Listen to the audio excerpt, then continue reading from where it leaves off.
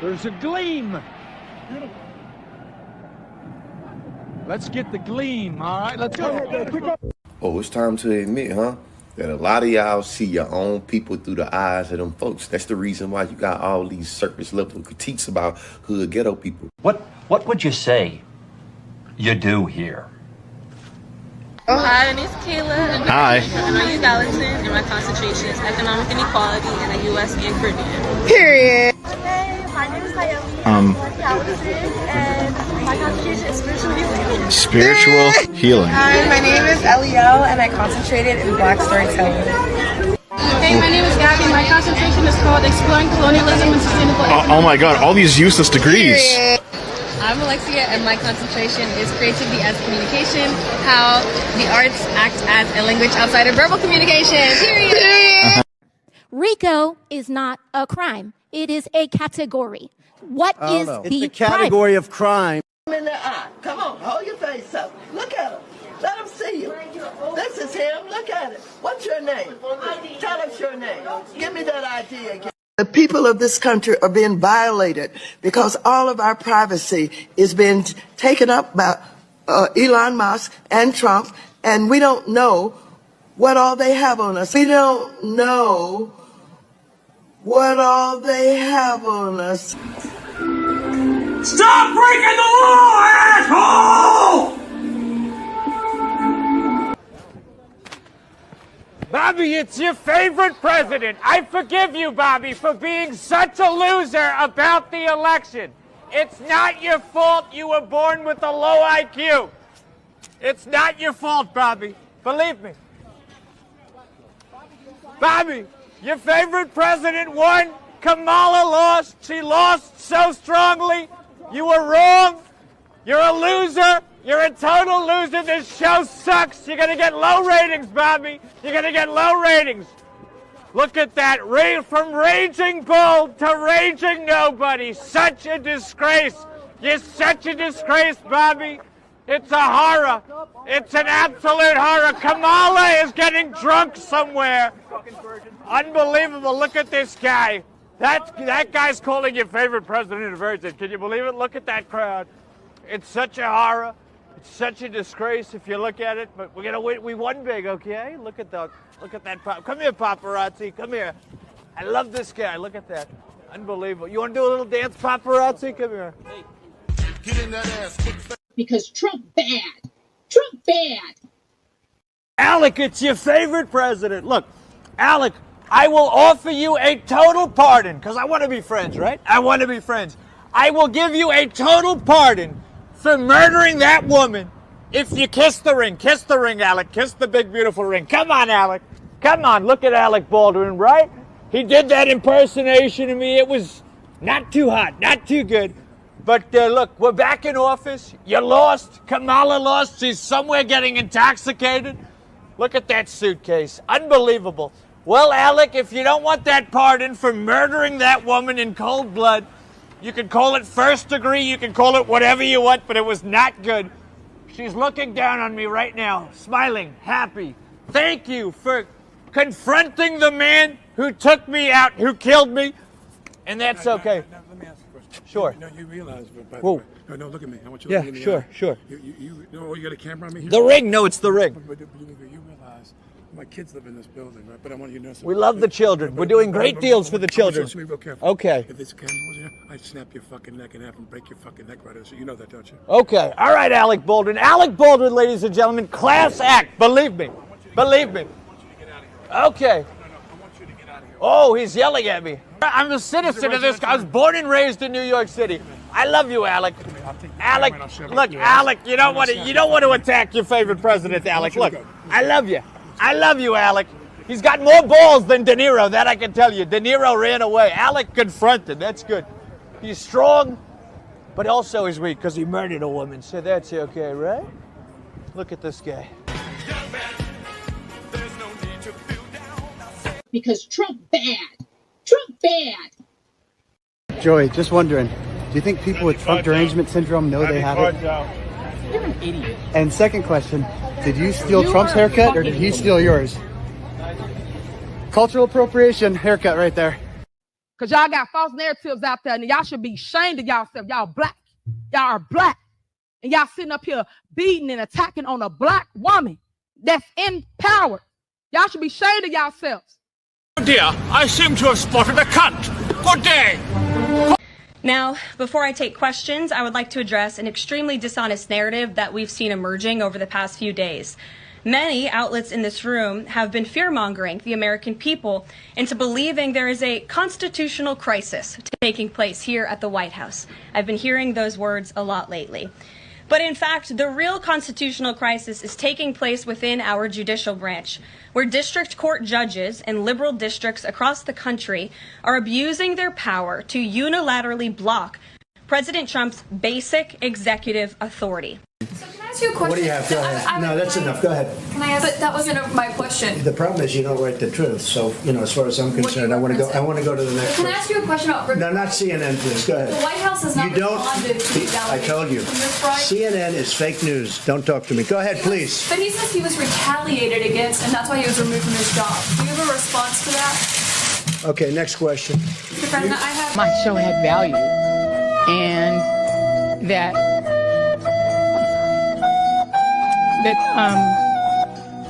what I was doing had value. And in the end, I try not to cry on TV, and I think it's kind of like being on TV, so I apologize.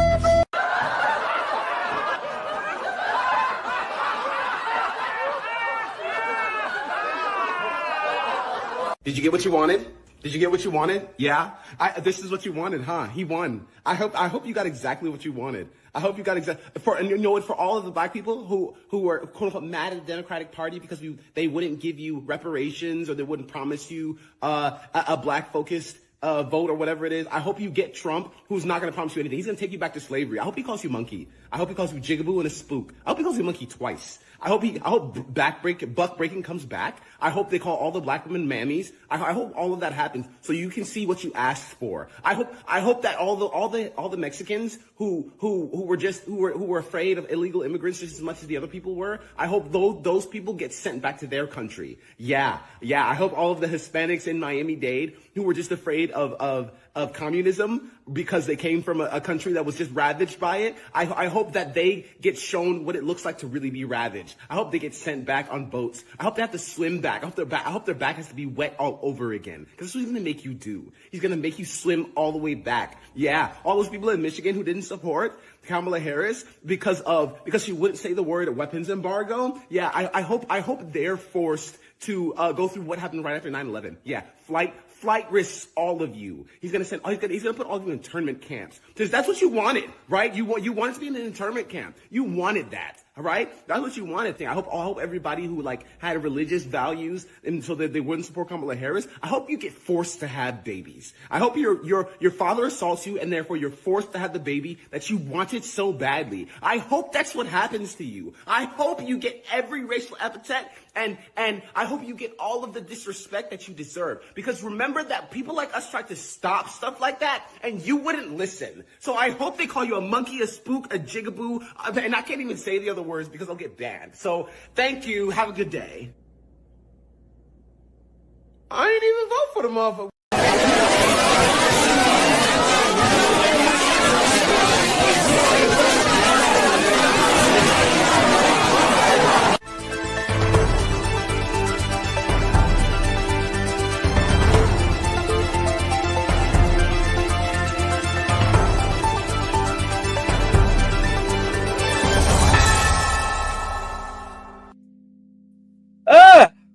Good morning, good afternoon, good evening, wherever this video finds you.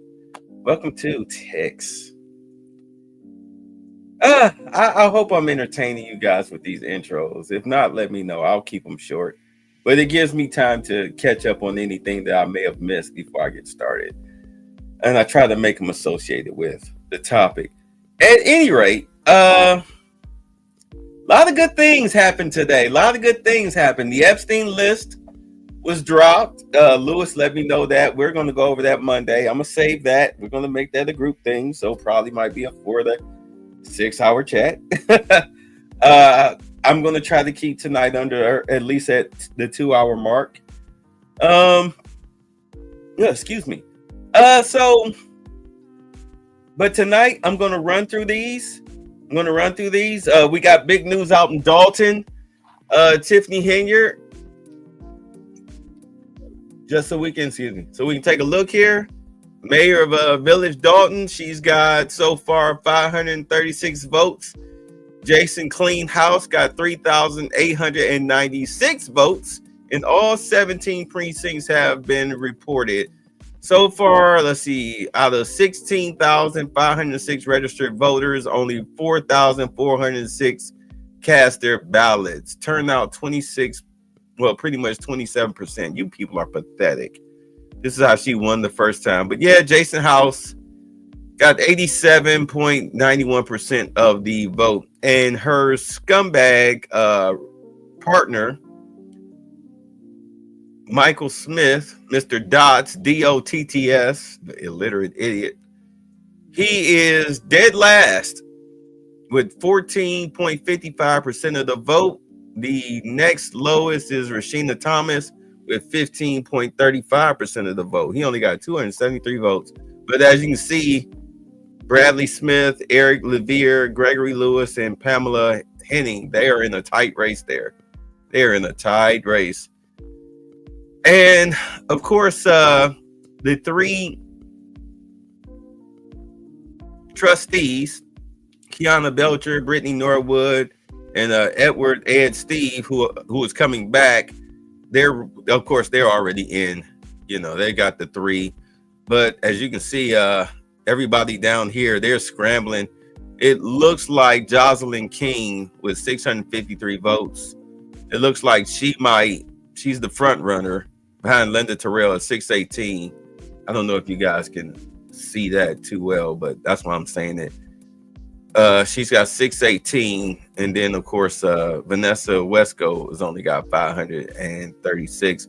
But everybody's reported in, so it looks like Jocelyn King might be the fourth trustee. But I mean, some of these people were running in order to help facilitate what Tiffany Henyard was doing, but of course, none of them are going to get in outside of Jocelyn, and Jason House is not going to let her get away with any of that. See, the village, the clerk, Allison Key, she's winning with 80% of the vote. I mean, so if you really want to make a change, I mean, protesting maybe brings people's attention, but voting is where it really is at. Voting is where it counts. But all right, so I'm gonna let this stuff run through, and then we're gonna get to the main event. So let's go. All right, welcome back in here to Live Now from Fox. I am Andy Mack, just past 6:30 on the East Coast. And I do want to bring you an update right now with the Pope, who has been hospitalized for more than a week, remained in critical condition, and developed a crisis, a asthmatic respiratory crisis earlier on Saturday. This, according to a statement from the Vatican. I want to put up this post here on social media talking about it, saying, quote, "This morning, Pope Francis experienced an asthma-like respiratory crisis of prolonged intensity, which required the administration of high-flow oxygen. The Pope also required blood transfusions. He remained alert and spent the day in an armchair, although he is in more pain than yesterday." So some big news in terms of that, as while Francis continues to be alert and spent the day in the armchair, he's more pain. He also received blood transfusion today to treat anemia, according to the statement. A live picture right now outside of the hospital where he is being treated. We're following this. The latest, as earlier on Saturday, the Vatican said he would remain hospitalized following his pneumonia diagnosis and will not deliver the weekly prayer for only the third time in his almost 12-year-long term there. The pontiff was admitted to a clinic in the Italian capital on February the 14th, initially underwent tests for a respiratory tract infection. He was subsequently diagnosed with pneumonia in both lungs after a later CT scan. So some cool. Look at this. Pam Bondi asked about the Epstein files. She said, "The Epstein files are on my desk." I remember asking Donald Trump about this back in the summertime. I asked him if he was going to release all of these files. Do we have that video, guys? Americans have lost a lot of trust in institutions, and I think there's been a lot of discussion, especially online and especially with young people. How do we rebuild that trust in institutions, the CIA, the FBI, all those institutions? You're right. Some people think that one way to build trust is to declassify things that everyone's talking about. I know you talked earlier about, I don't want to be a conspiracy theorist. So if you were president, would you declassify, you can answer yes or no to these. Would you declassify the 9/11 files? Yeah. Would you declassify JFK files? Yeah. I did a lot of it. Would you declassify the Epstein files? Yeah, I would. All right. I guess I would. I think that less so because, you don't know. You don't want to affect people's lives if it's phony stuff in there because there's a lot of phony stuff with that whole world. But I think I would, or at least Do you think that would restore trust? Help restore trust? Yeah, I don't know about Epstein so much as I do the others. Certainly about the way he died. It would be interesting to find out what happened there because that was a weird situation and the cameras didn't happen to be working, et cetera, et cetera. But you had to go a long way toward that one. Great questions. Yeah, it's tough. You press them, and now we've got Attorney General Pam Bondi talking yesterday about what she plans to do with these files now sitting on her desk. Here's what she says. This is something Donald Trump has talked about. The DOJ may be releasing the list of Jeffrey Epstein's clients. Will that really happen? It's sitting on my desk right now to review. That's been a directive by President Trump. I'm reviewing that. I'm reviewing JFK files, MLK files. That's all in the process of being reviewed because that was done at the directive of the president from all of these agencies. So have you seen anything that you said, oh my gosh? Not yet.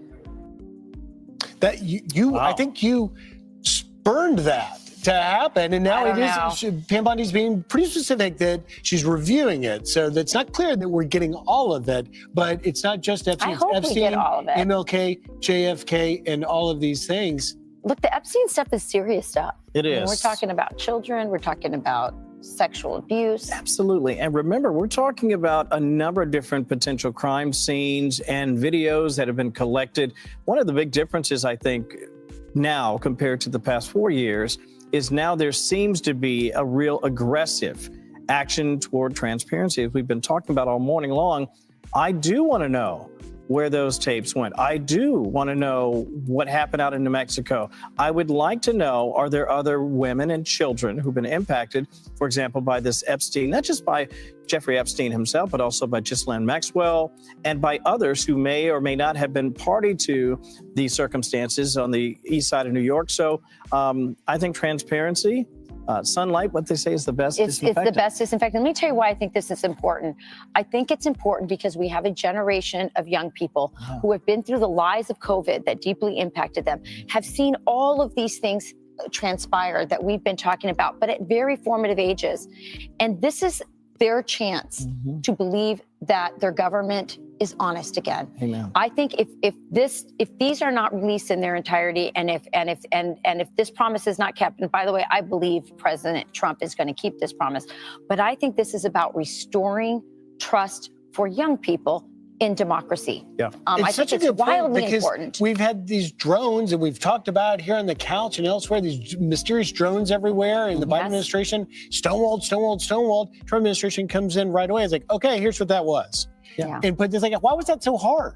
And you have a great point too with young viewers. This is about the erosion of trust with young people and their government. And that's not a good thing. That needs to be reversed. And I think transparency, they can see tangible transparency when they're looking into whether it's Epstein or RFK or JFK. They're like, okay, now I can see it. Now I can see it for myself. I can read it. And therefore, there's a reason for government to have some secrets, but a lot of this is just about protecting powerful people.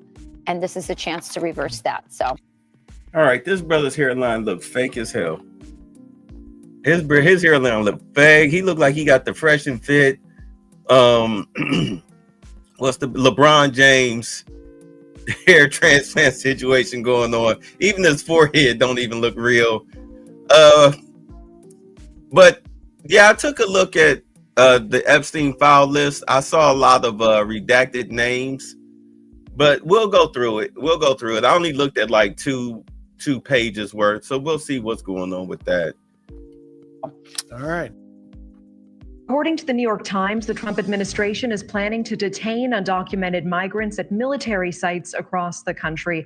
And our next guest, Texas Land Commissioner Dawn Buckingham, made headlines for offering Texas land for Trump's mass deportation facilities. And she's joining us live tonight. Dawn, thanks so much for making the time.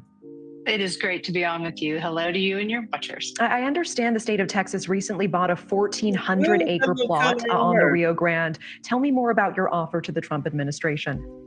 You know, this 1,400 acres on the Rio Grande, we built a mile and a half of the wall within less than a month, had the right of way for the wall within 24 hours, and also within 24 hours, we were bulldozing down the rape trees. This piece of property was so incredibly important because it was topping the charts for violent crime.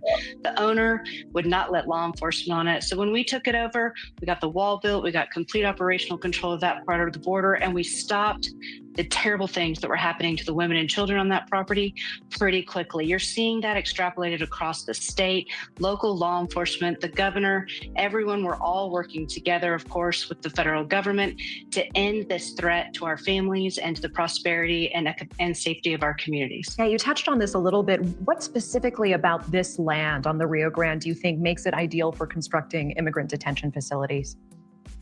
Well, it has good water and electricity needs. It is close to an international airport and close to an international bridge, so easy transport in and out. Of course, we steward 13 million acres. We have property all over the state. We are talking to the feds as they are kind of figuring out exactly what they need, what facilities that Texas already has. We have 20 detention facilities. Of course, Governor Abbott has offered 4,000 beds, I believe. So we have all kinds of options for the feds because we're united in the fact that we need these violent criminals off of our soil as soon as possible. Yeah, I see the offer on the table. Have you had any formal talks with the Trump administration yet about any of this?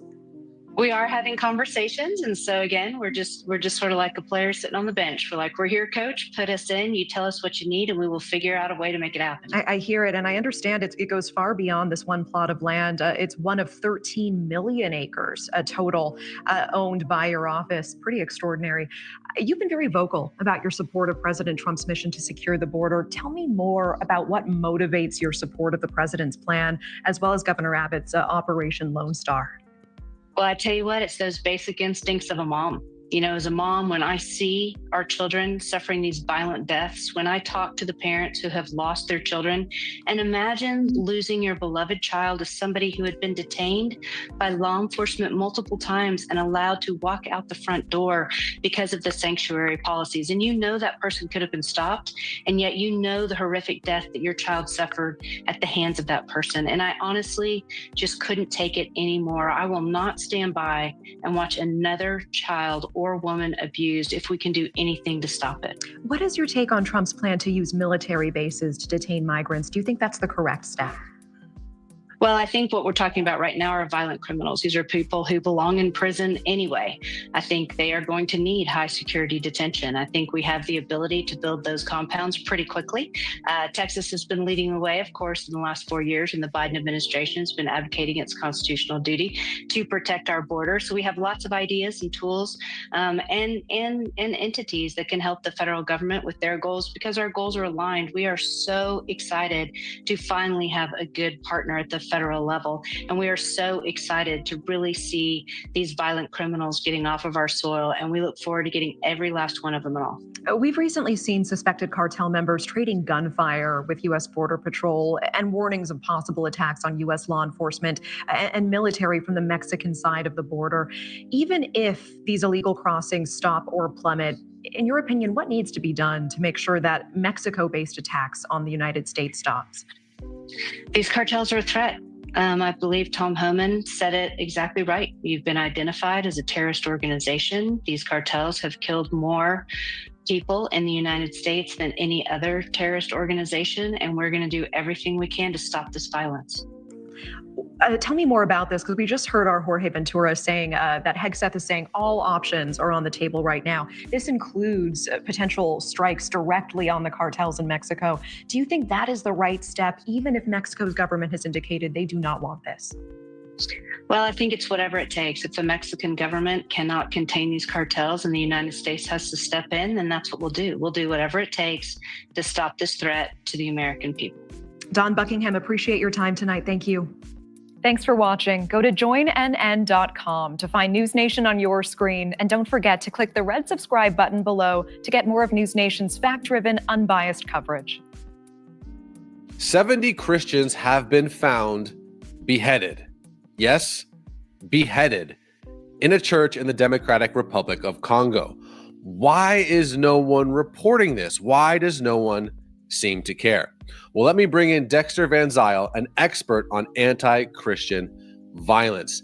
Dexter, what can you tell us about this absolutely barbaric atrocity? Okay, well, first of all, it took place in the Democratic Republic of Congo, which is a huge country with about 105 million people, that right now is basically in a conflict with neighboring Rwanda over territory in Kivu, okay? And the violence was perpetrated by an organization that was affiliated with ISIS. And the thing is that there are some people who have argued that they are essentially working on behalf of Rwanda, because Rwanda is a neighboring country that covets and is actually taking control of an awful lot of the mineral resources in Kivu. And so what this violence has done is demonstrated that the Congo cannot protect its citizens from violence in Kivu or in North Kivu. And so what people are worried about is that this is essentially an attempt to kind of destabilize the Democratic Republic of Congo and legitimize Rwandan claims to the minerals in the region. And I don't want to underestimate or downplay the ideological hatred by the perpetrators of this group who murdered these Christians. But the thing is that it's taking place against a backdrop of geopolitics in Africa.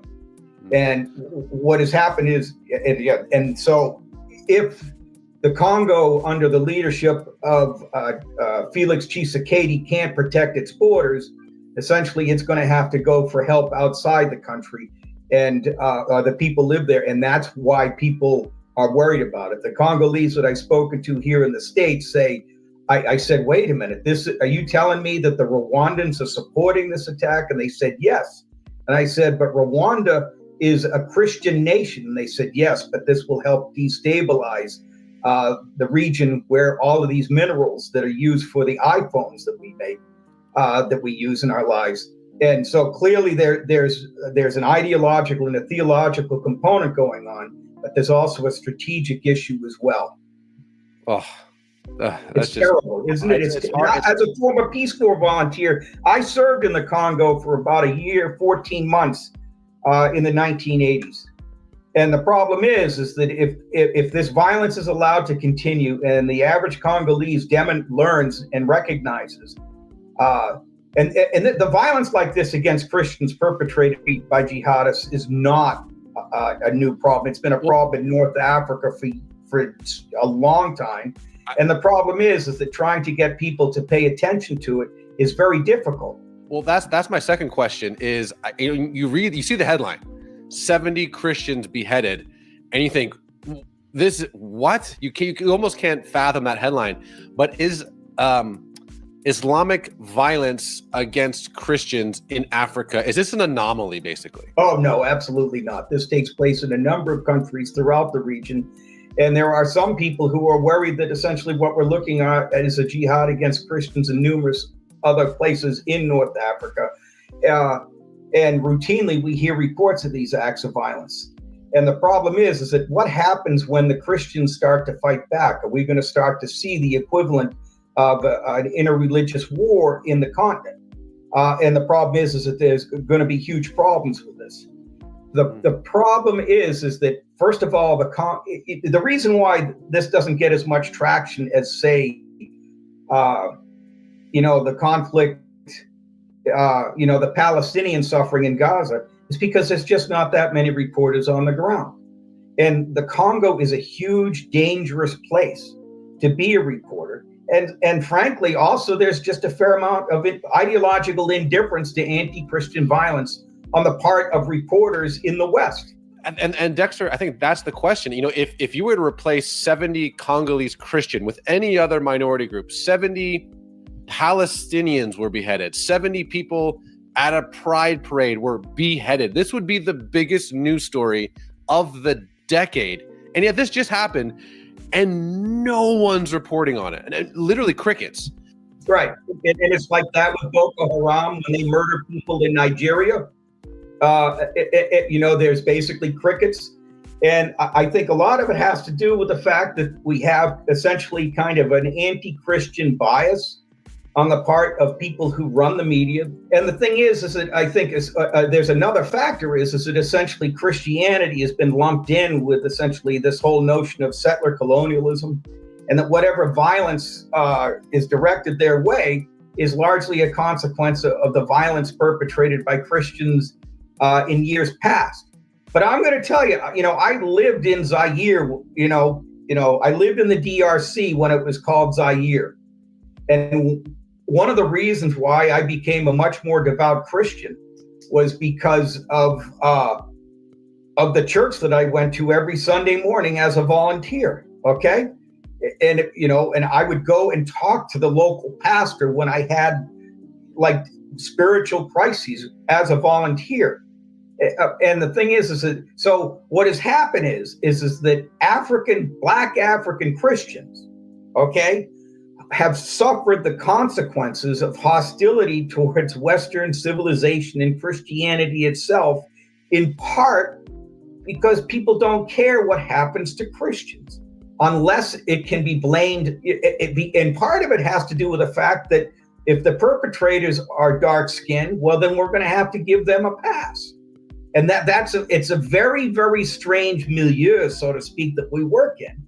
But the thing is that unfortunately, this is the cynical side of me. I've been somebody that has documented hostility towards Israel for the past 20 years. But if the IDF were responsible for these beheadings, it would have made the front page of the Washington Post and the New York Times and every newspaper throughout the world. And there would be, Israeli Jews condemning it as well. But the problem is that because it's essentially black on black violence, nobody cares. And there was a book called Stealth Conflicts by a scholar by the name of Virgil Hawkins, and he's a tremendous scholar. And he documented the number of newspaper articles about the civil war in the Congo. And this was at a point of time when 5.4 million people have died.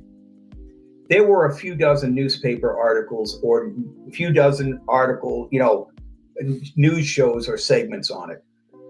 But then when you looked at the conflict between the Israelis and the Palestinians, which every one of the deaths is tragic, we're talking at this time maybe over a time frame of maybe 30 to 40,000 people had died. There were literally thousands of articles. So there were more articles than there were people killed during a specific period of time. And it had to do with, first of all, it was in people's interest that this conflict be covered. And more importantly, it was just easier to go to cover. The violence in the Congo is a huge country. It's kind of desolate. If you go there, there's a very good chance you're going to get very sick and you may not get good medical care. That was something that I experienced as a Peace Corps volunteer. Yeah. Go to Israel. You can have a nice meal at a restaurant in Jerusalem the evening after you basically covered a protest at the security barrier. Yeah, I think it's exactly what you're saying. It's selective outrage, and there's this line when people talk in the about Israel in the news, and you hear it a lot, which is this: if there's no Jews, there's no news. Right across the border in Syria, some people have estimates of close to 1 million Syrians died, and I think your point is very insightful and very spot on. Let's all be praying for these incredible. Well, there are people like me. There's people like you. There are other people who actually bring this to the forefront, but it depends on who's paying for the news, who's paying to have it published. Next story. Several suburbs are holding mayoral primary election today, including Dalton. Embattled Mayor Tiffany Henyard facing a challenge Are voters ready for a change? Dane Placco is live with the You'll be all right, Jesse.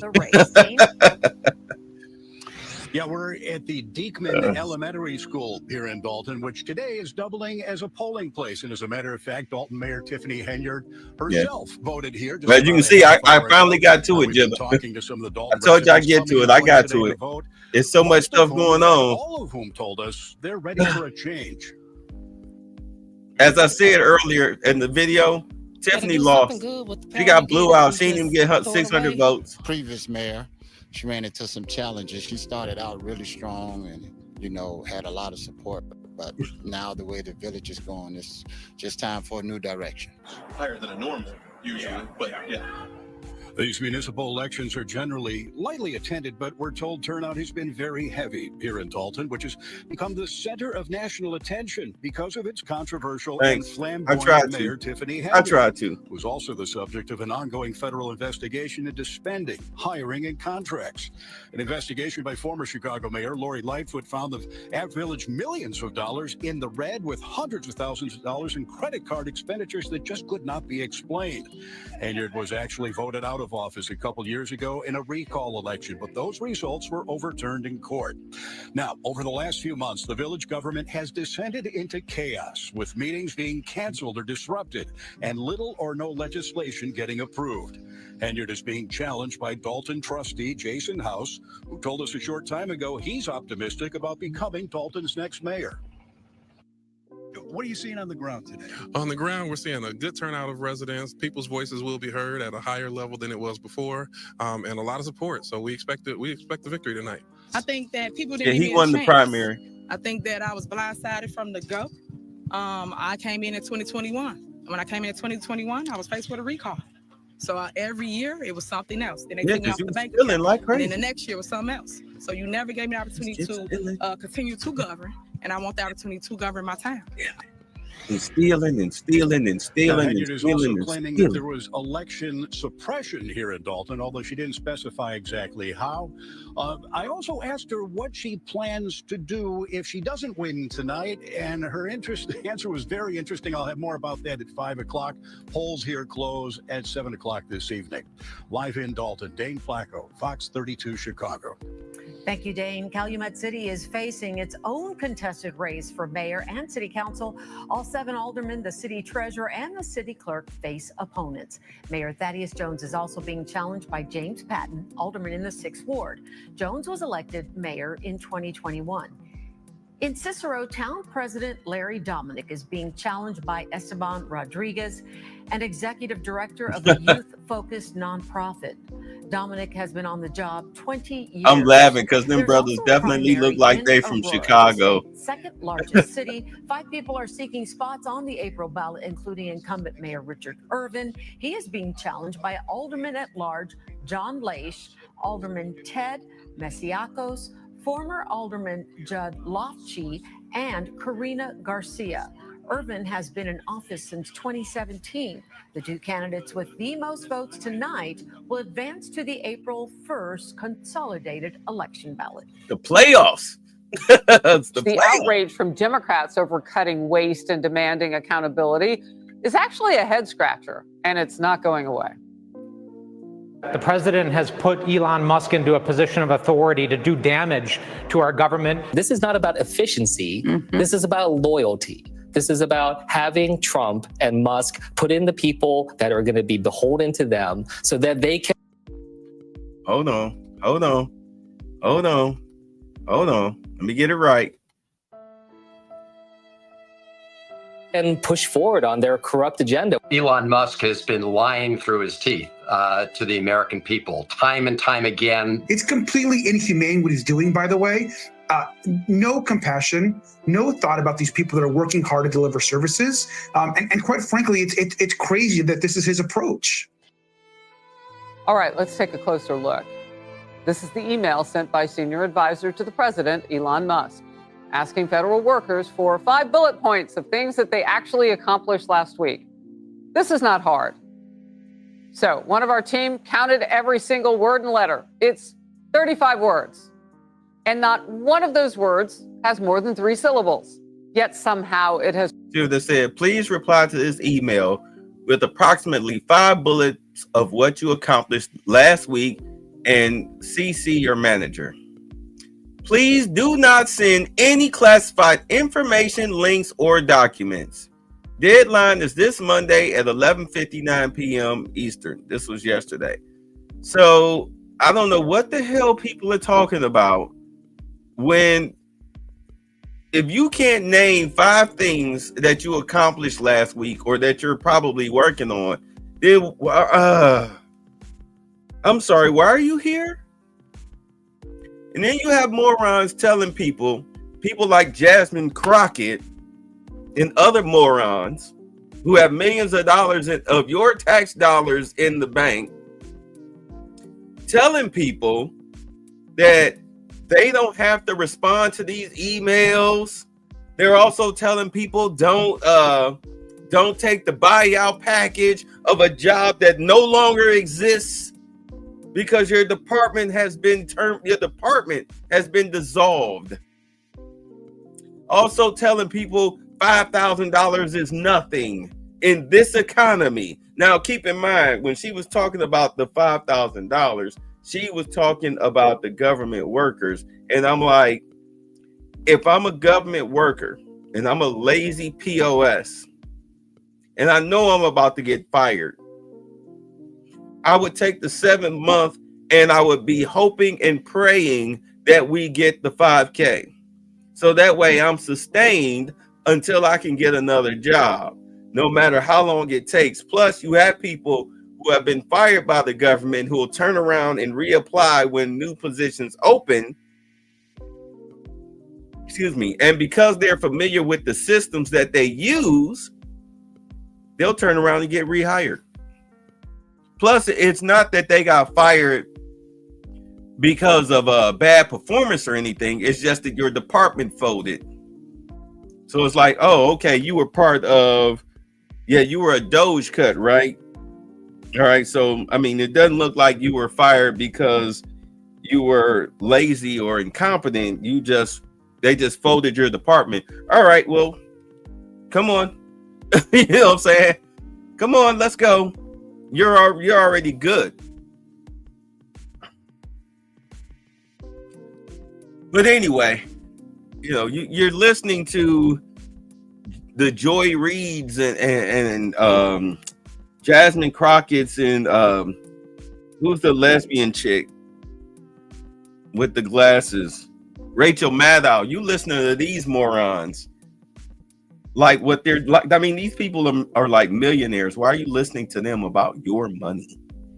Just dumb. Has created a tsunami of confusion and controversy. In focus now, Alina Habba, counselor to President Trump. Look, there's no stopping this, but what do you make of people not responding yet? What are you considering to be some of the reasons and next steps? Outside of you not responding because it's top secret, I'm really not sure the reason. I've never had a job where I didn't have to answer to somebody other than when I owned my firm. And last time I checked, I still answered to my clients. So it's absurd to say that this is an outrage. It's absurd. It's a result of a generation of pure, frankly, laziness, of excuses and unaccountability. And we're done with that now. President Trump is one of the hardest working individuals I have ever met in my life. Actually, I correct that. He is the hardest working person I've ever met in my life. And he expects the same from the American people and the people that were selected, appointed by him, or paid by taxpayer dollars, because it's his responsibility for us to be responsible to them and answer to them. And that's what we have to do. Look, the ball is moving just a little bit to give people maybe a second chance to take a look at it, whether or not their reasons or excuses for not responding or maybe not even working. Maybe that's why they can't give 5 reasons of what they were doing, 5 things they were doing. But trying to make those, if they're personal reasons, trying to keep that messaging confidential. What's going on that you can tell us behind the scenes to have Doge actually responsive to what they're finding out? I think there's a lot of people here, right? So you have to remember there's so many departments. Other departments are saying, don't answer if there's this information, which is a completely valid thing, but you have to answer. You have to answer and say what you've done. The problem is one thing. We have people that can't answer. It's very simple. How can you not answer? You and I work hard. If we go to work within the first 5 minutes, we could probably give 5 things that we've done at work. And I'd hope so.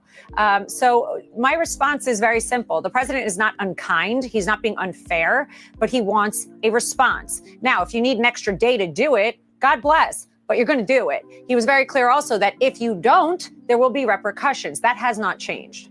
All right, let's get to this. A new opinion piece titled "Doge's Thunder Runs Through the Bureaucracy." And here's part of it. Democrats fully aware that the shocking reports of corruption and waste are both accurate and well documented. And they are scrambling to halt Doge's audit. They are in a collective state of panic, and it's making them sloppy, lashing out haphazardly, using lawfare and fear-mongering to stem the bleeding. Your reaction? What else is new?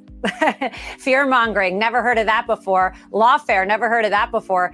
Unfortunately for them, this is something that we've been well-versed in for the last 4 years, thanks to what they did to President Trump. Here's the reality.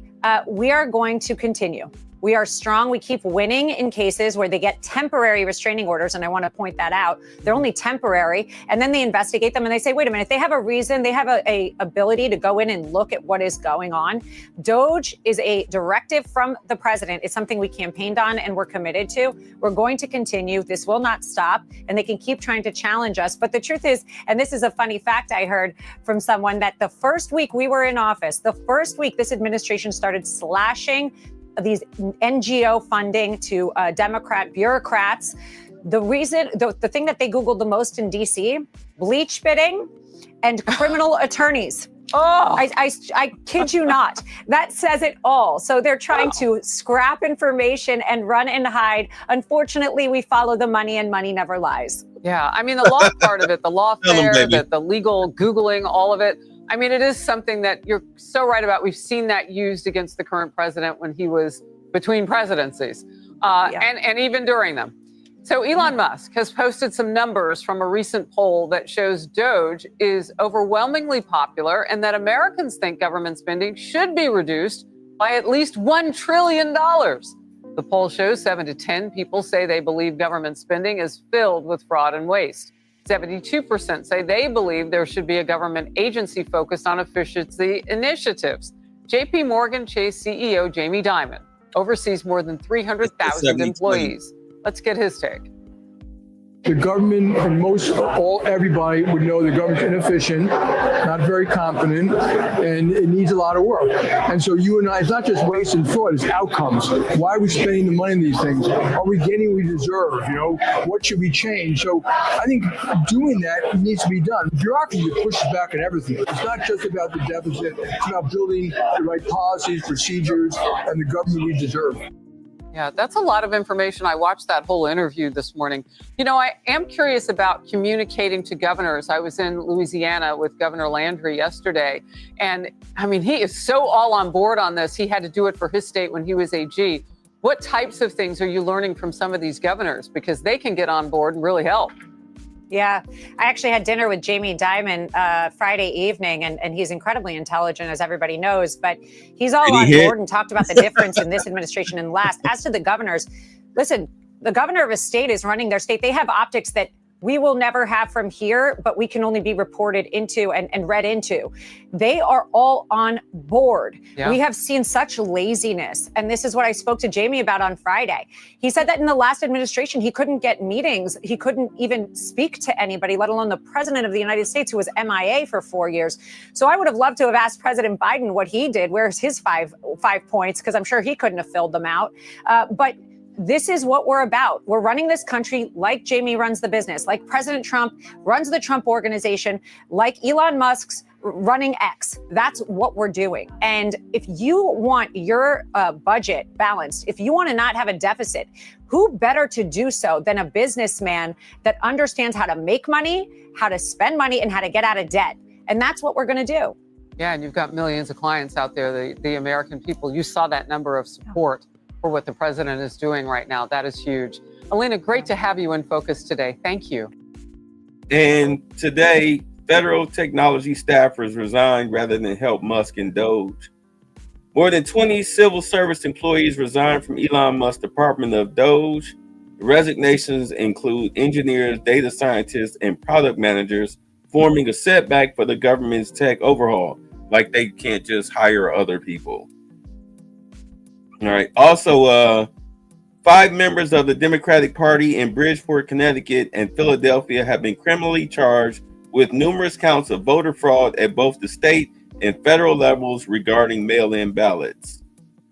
And also, these are today. These are headlines today. President Trump and Defense Secretary Pete Hegseth are now considering eliminating the U.S. Africa Command to reduce Department of Defense costs. Doing so would instantly save approximately $500 million and allow the withdrawal of U.S. troops.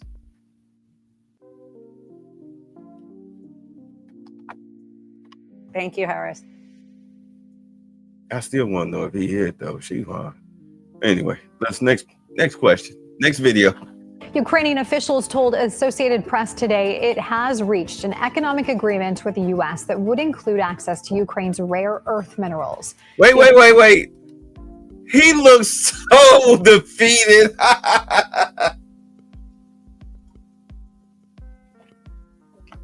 He looks so defeated because it's over. It's over, bro. The war is over. Your little tit for tat with with Russia, the Russia-Ukraine war is over. You either do as I say, little punk boy, or I'll bend you over this couch and make you squeal like a piggy. So what's it gonna be? And we do want our money back, by the way. Tulsi Gabbard will be here with her team shortly, and we're gonna comb through your records. We're gonna find out what you spent the money on, and you're gonna pay us back. You're gonna pay us back. Either that, or you can spend the rest of your life in prison, be it USA or Russia. And as far as Russia and the UK being backed by NATO, hey, I'm telling you right now, that's between you, Russia, and the UK and NATO. But I'm gonna tell you right now, you better not touch our cut. And if you and Russia get back into it because of the UK, do not call us. And I was telling, I swear to God, man, some of these people, this is why a lot of women are not in these conversations, if you guys know this. Because this isn't a woman bashing channel. So, but if you notice, they're not in these type of spaces. Because the politics are, not all of them, but a lot of them, the politics go over their head. I asked the chick today, we were talking about Social Security numbers and all this stuff, and then she had the nerve to say that I didn't know world politics, and I was like, oh yeah. I was like, well then what did Vance say to the EU when he was over in in Munich? And of course she deflected. She couldn't answer the question because she didn't know. But pretty much what he was telling them, y'all need to clean up your act, because if your country goes kaput or you go to war, don't call us unless you're gonna pay us. If you're not gonna pay us, don't call us. We're not backing you. Your politics are trash. You're doing this to yourselves. Your economy is in the toilet because of you, just like our economy was in the toilet because of us. But we're fixing our situation. Are you fixing yours? So now you want your cut of Ukraine's mineral rights. Again, that's between you, Ukraine, and Russia. Don't call us. We got our money. We got our cut. Economic agreement with the U.S. that would include access to Ukraine's rare earth minerals. The officials spoke on the condition of anonymity, as they were not authorized to speak publicly. One of them said Kyiv hopes signing the agreement will ensure the continued flow of U.S. military support that Ukraine urgently needs. The agreement could be signed as early as Friday. President Trump called it a very big deal, adding that it could be worth $1 trillion. Good one. More than 20 employees have resigned from Elon Musk's Department of Government Efficiency, or DOGE, over his efforts to slash government jobs. Could your shirt be any tighter? Press obtained a copy of the workers' joint resignation letter. The 21 staffers say they refuse to use their expertise to, quote, dismantle critical public services. The data scientists, engineers, and product managers previously held senior roles at tech companies like Amazon and Google. They say following President Trump's inauguration, they were called into a series of interviews and were grilled by young people who seemed to have little technical understanding about what was going on. Good afternoon, everybody. All right, here we go. How are we today? Good. During his inaugural address, President Trump promised that America would be a manufacturing nation once again, and liberal pundits mocked him for it. But those critics were proven wrong once again. On the heels of President Trump's Oval Office meeting with Apple CEO Tim Cook last week, Apple just announced its largest ever commitment to American jobs and industry, with plans to spend and invest more than $500 billion in America over the next 4 years. Over the course of the current Trump administration, Apple plans to hire around 20,000 new workers, creating high-paying jobs right here in America. Sorry. Over the course of the current Trump administration, Apple plans to hire around 20,000 new workers, creating high-paying jobs right here in America. And the Sorry, I hit the wrong button. I was trying to scroll up. I didn't mean to hit that. But yeah, you see that right there. $500 billion commitment to support American innovation, advanced manufacturing, the high tech job creation. So now is the time to buy Apple stock. Now is the time to buy Apple stock. Man, I wish I was on the inside of these deals. Good Lord. I'm going to knock that out probably in the morning. But anyway. Investment isn't limited to one specific region of our country. Apple teams and facilities will expand all over our country in Arizona, California, Iowa, Nevada, North Carolina, Michigan, Oregon, Texas, and Washington. With President Trump in charge, America is open for business. Apple CEO Tim Cook said it best in the company's announcement. We are bullish on the future of American innovation. On top of this incredible Apple announcement, President Trump already announced more than $1 trillion in pledged investments into the United States. And on another important note that the American people entrusted President Trump to fulfill, this administration's efforts to seal the border continue to prove extraordinarily successful. In President Trump's first month back in office alone, illegal border crossings hit lows not seen in decades, down 94% over the past year, while interior arrests are up 134%. And this past Saturday, this is a significant statistic that I wanted to share with all of you. There were only 220 illegal border crossings on Saturday. This is a 15-year low. Think about that in comparison to the amount of illegal border crossings we saw under the previous administration. Fox recently reported that a San Diego migrant shelter is closing its doors after saying they have not received new asylum-seeking families or individuals since January 20th. We all know what happened on January 20th, don't we? And yesterday, New York City Mayor Eric Adams announced that the massive Roosevelt Hotel migrant shelter in Manhattan will shut down in the next few months. We're also seeing a reverse migration effect. There are now verified reports from the Associated Press of migrants abandoning their journey to the United States and heading back home.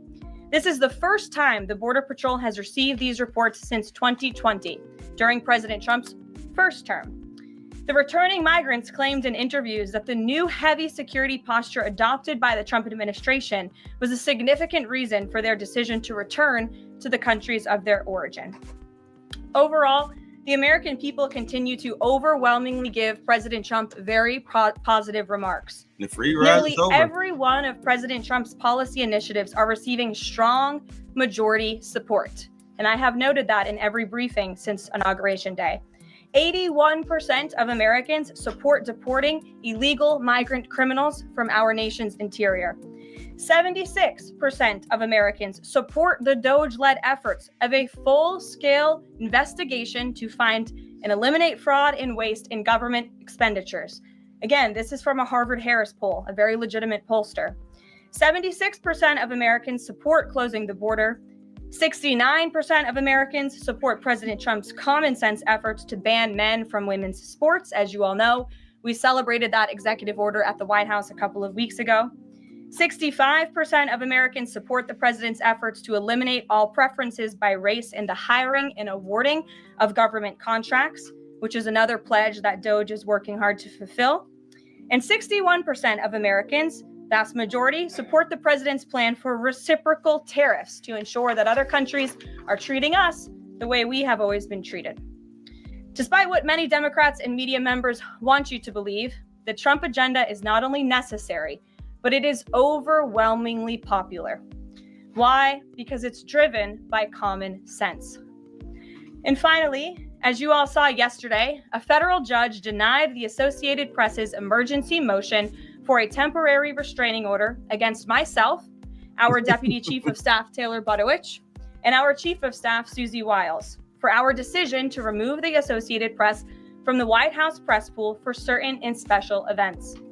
The judge's ruling, upholding our decision to deny the Associated Press such privileged access, reinforces the truth.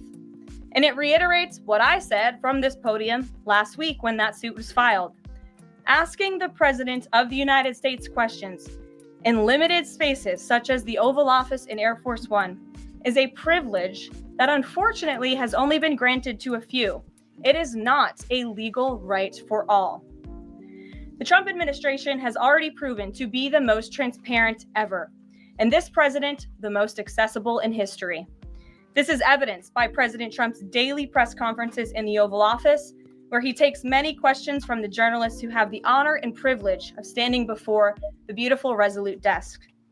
The president and this entire White House are committed to ensuring the American people continue to receive this same level of historic transparency, access, and visibility. In fact, we want to double down and give even greater access to the American people. We want more outlets and new outlets to have a chance to take part in the press pool, to cover this administration's unprecedented achievements up close, front and center. As you all know, for decades, a group of DC-based journalists, the White House Correspondents Association, has long dictated which journalists get to ask questions of the President of the United States in these most intimate spaces. Not anymore. I am proud to announce that we are going to give the power back to the people who read your papers, who watch your television shows, and who listen to your radio stations. Moving forward, the White House press pool will be determined by the White House press team. Legacy outlets who have participated in the press pool for decades will still be allowed to join. Fear not, but we will also be offering the privilege to well-deserving outlets who have never been allowed to share in this awesome responsibility. Just like we added a new media seat in this briefing room, legacy media outlets who have been here for years will still participate in the pool, but new voices are going to be welcomed in as well. As part of these changes, we will continue the rotation amongst the 5 major television networks to ensure the president's remarks are heard far and wide around this world. We will add additional streaming services which reach different audiences than traditional cable and broadcast. This is the ever-changing landscape of the media in the United States today. We will continue to rotate a print pooler who has the great responsibility of quickly transcribing the president's remarks and disseminating them to the rest of the world. And we will add outlets to the print pool rotation who have long been denied the privilege to partake in this experience, but are committed to covering this White House beat. We will continue to rotate a radio pooler and add other radio hosts who have been denied access, especially local radio hosts who serve as the heartbeat of our country. And we will add additional outlets and reporters who are well suited to cover the news of the day and ask substantive questions of the President of the United States, depending on the news he is making on that given day. I meant to stop that earlier, but I got caught up in something, as y'all can see. But as you can see, they're adding jobs. Even though the government is cutting jobs, they're also adding jobs. You have titans of industry, like Apple, creating jobs. They're investing. This is why you saw a lot of tech people and whatnot at the inauguration, because they knew, like, we're moving forward. We're moving forward. We can get these government contracts. We can hire subcontractors, as you were talking about with the black contracts. Now if you are, unless you are on that, Trump is racist stuff, then you're never going to advance. And this is exactly what I was talking about. If you're stuck in 1990 or thinking that all white people are racist, like, it doesn't even matter. Like, is the money racist? Is the green money racist? No? Well, okay, but then go out and get it. Stop worrying about silly stuff. Worry about your pockets. Get out there and get the money. Stop letting yourself hold you back. Stop letting race pimps like Al Sharpton and Jasmine Crockett and Ilhan Omar and these people. Stop letting these people hold you back. Too busy trying to beat the bushes for a racist instead of worried about your dadgone pockets. Those people who always screaming and hollering and crying about racism on TV, like Sonny Holston, they got their money. They got their money. Do you have yours? Those people never have to work again. What about you? If you stop working right now, are you still living in the same house next year? Like, man, like, stop doing that. Get your stuff together. Now is the time to get your money together. Not your woe is me victim card. Speaking of which, based on what she was saying about as far as media, as you can see, Joy Reid got fired because of numbers. The View had to change studios. They had to cut staffers and whatnot because of numbers. They're losing money. Democratic left-wing media is losing money because they're out of touch. All they do is race bait and race hustle. The Democratic Party helps to keep racism alive. They're not alerting you to it.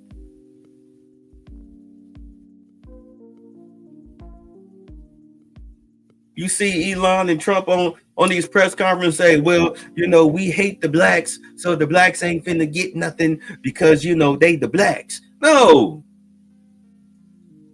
Not everything is a microaggression. You spent what? The Obama administration, that was valid. But you spent the whole Biden administration playing the victim card while stealing from Walmart and being arrested for it and calling it racist. While jumping in a cop's face, somebody is a black woman is drunk, driving down the wrong way street at night, and when she gets pulled over, here come your little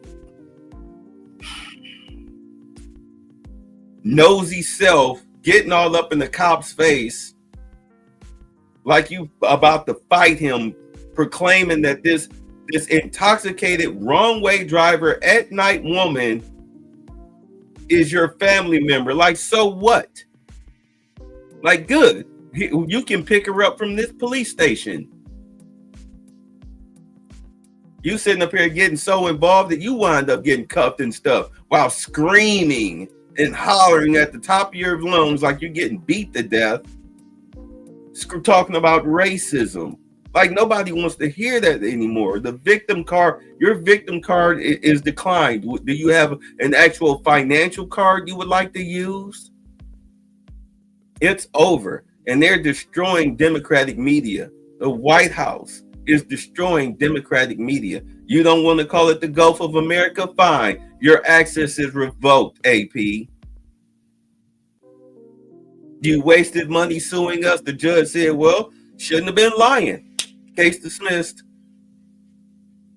If it's legally now the Gulf of America, then why are you still calling it the Gulf of Mexico? They have the right to kick you out of the press room. You're lying. You're like the Babylon Bee up in the White House. Get out of here. pretending to be serious journalism. Yeah, you see all of these networks. They are crashing out. Rachel Maddow, after this first 100 days, I guarantee you she probably won't even last the next 30 because her salary is too high. You see Disney is suddenly making the switch. They're finally firing Kathleen Kennedy, where she's come out and say, well, I'm retiring at the end of the year. Like, chick, please, you should have been gone 5-6 years ago. You have to clean house, just like Jason House did running for mayor of Dalton. You have to clean house. You're going to turn that woman's show over to Michael Steele, some other black chick, and a Mexican. And then you got all these goofy black women on TikTok and various social media platforms talking about, oh, they fired her because they're racist. I mean, literally, you had this idiot, Rachel Maddow, calling MSNBC racist. Just leave that sister alone. You don't need to do that. You shouldn't have been talking smack. Yeah, you shouldn't have been talking smack. Yeah, I ain't paying no snow aid tonight. I'm gonna try not to.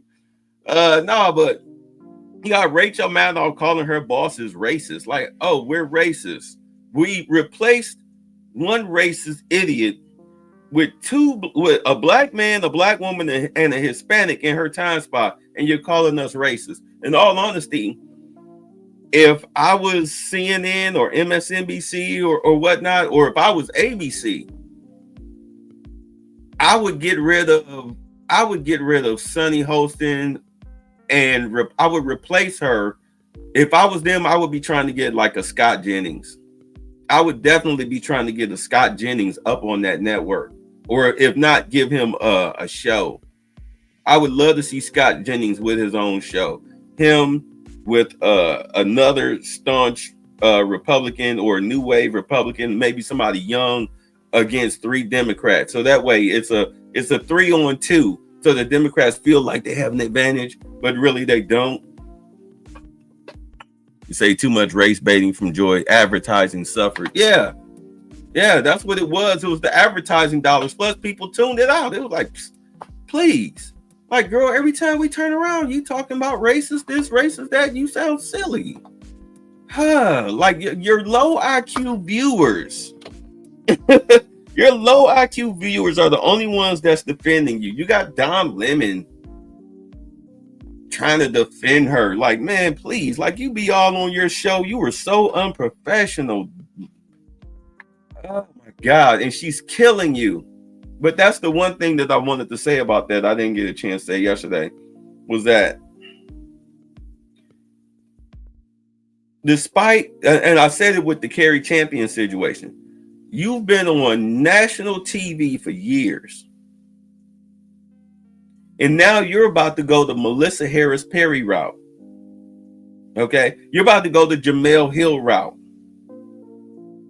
All right? You're about to go the Don Lemon route. You're about to go the Megyn Kelly route. You're going to see just how much people really value what you have to say by being independent. So go ahead, chick, fire up your YouTube channel. Let people know where you are, and we'll see how it plays out for you. We'll see just how valuable the readout really was. This administration is shaking up Washington in more ways than one. That's what we were elected to do.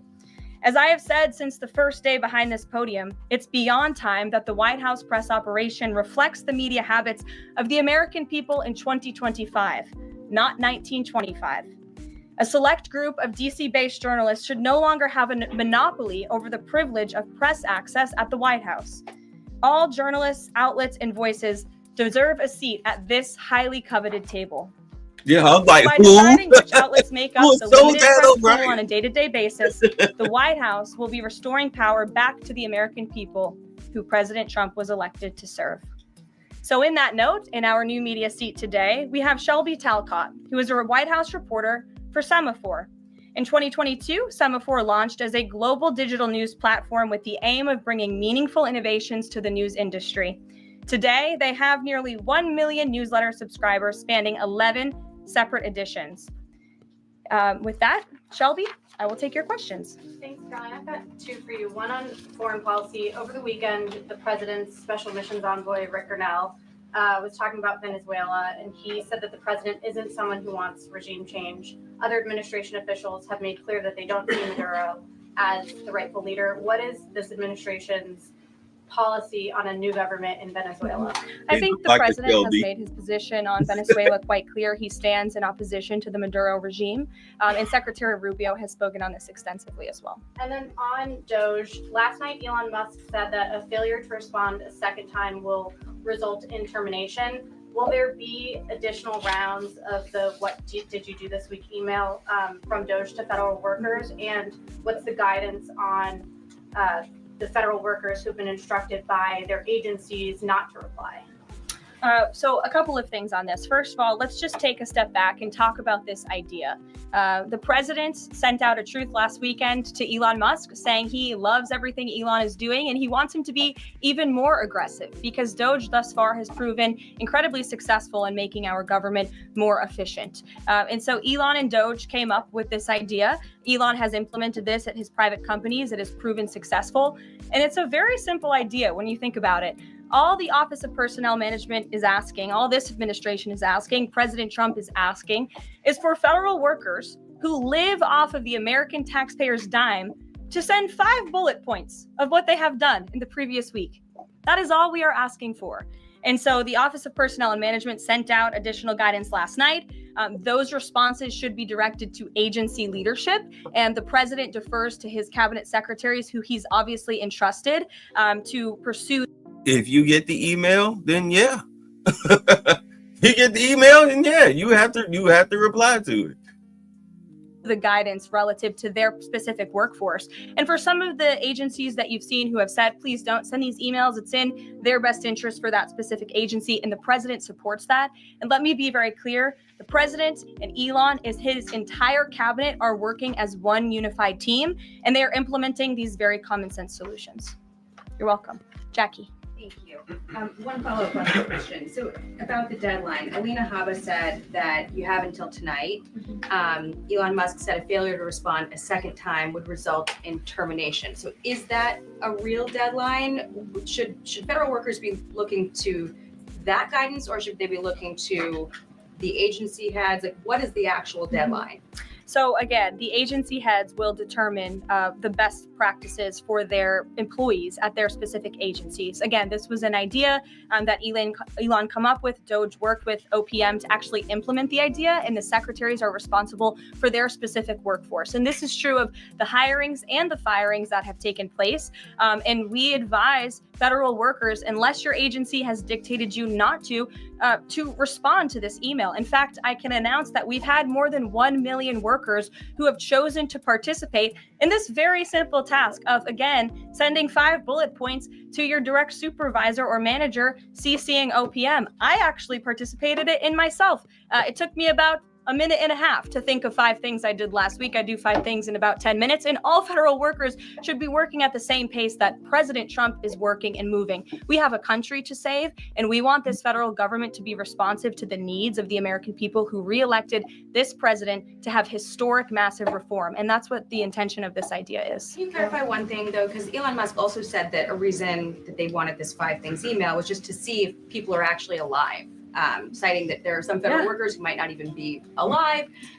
So meantime, NBC is reporting that these responses are going to go into an AI generator to evaluate whether these jobs are necessary. So is it just to see if people are actually working, or is it an effort to maybe cut some of those jobs? I have not seen that NBC News report, and I haven't heard that from Doge or from Elon himself.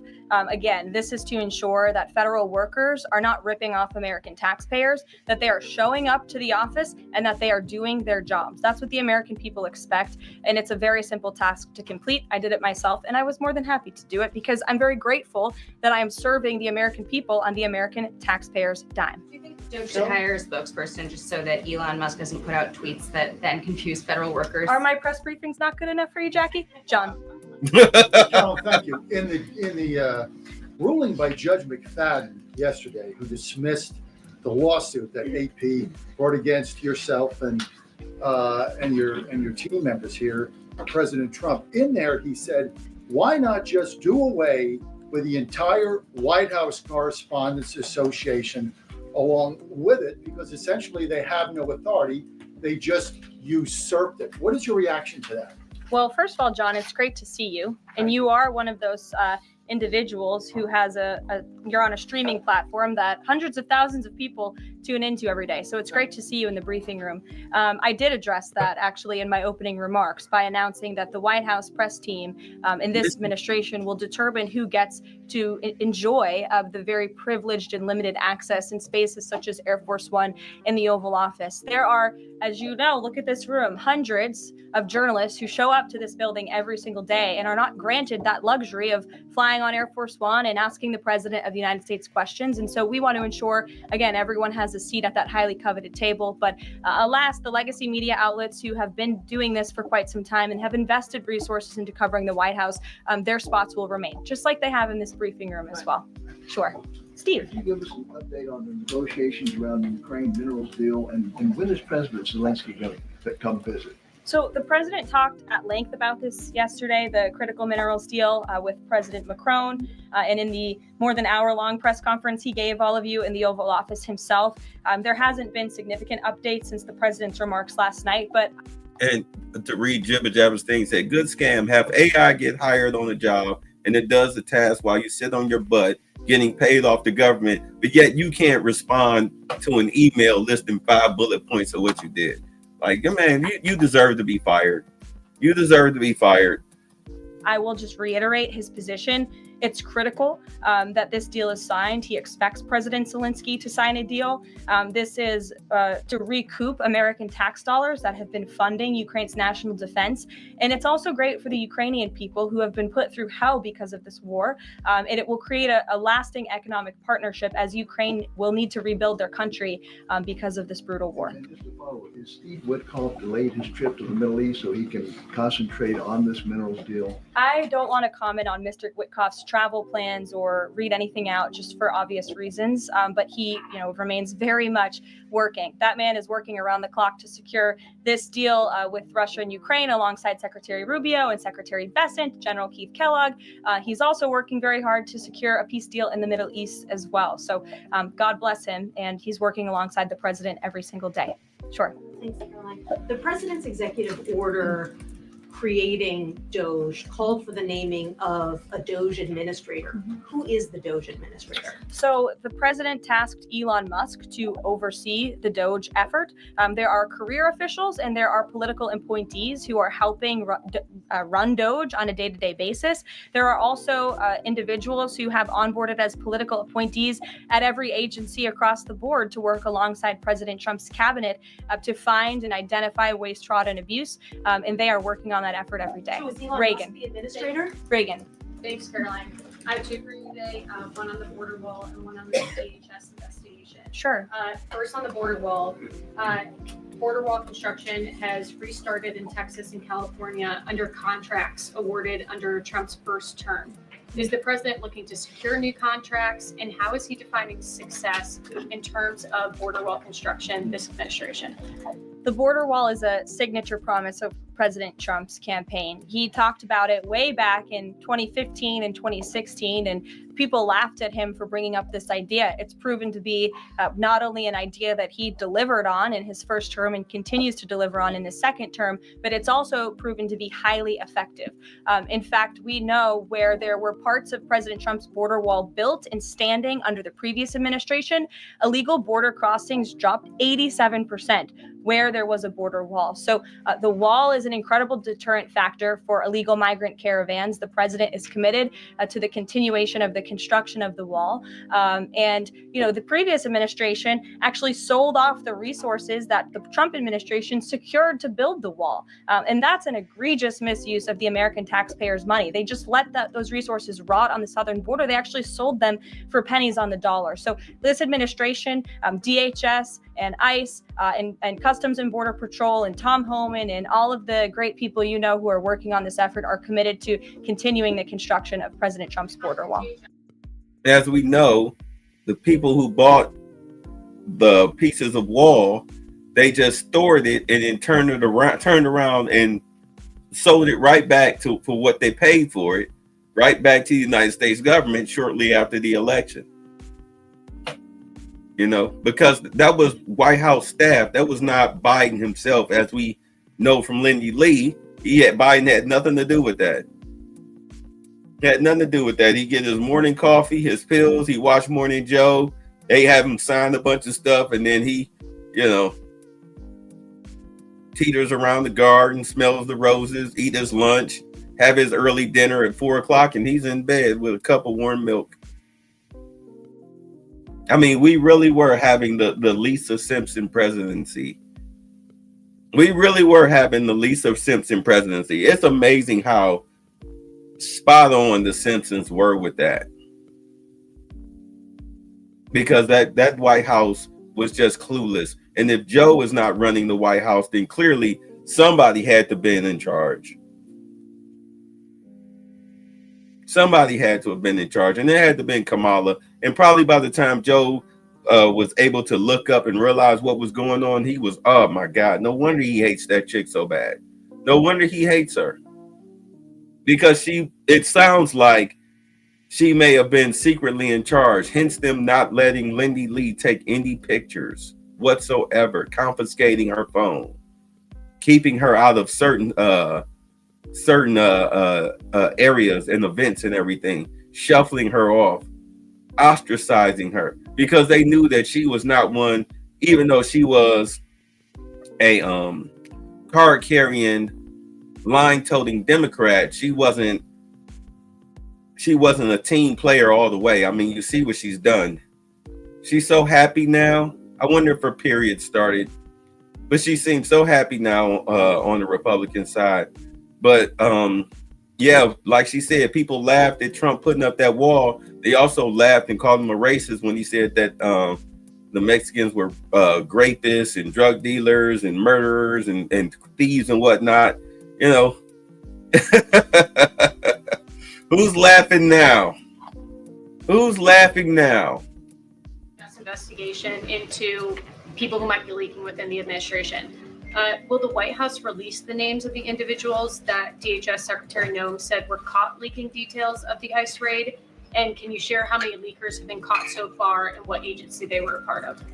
I would defer you to DHS on the leakers that they have identified, but I know the president in this White House commend Secretary Noem for launching an internal investigation to identify those leakers because it's unacceptable for career bureaucrats who are standing in the way of the will of the American people and enacting President Trump's agenda.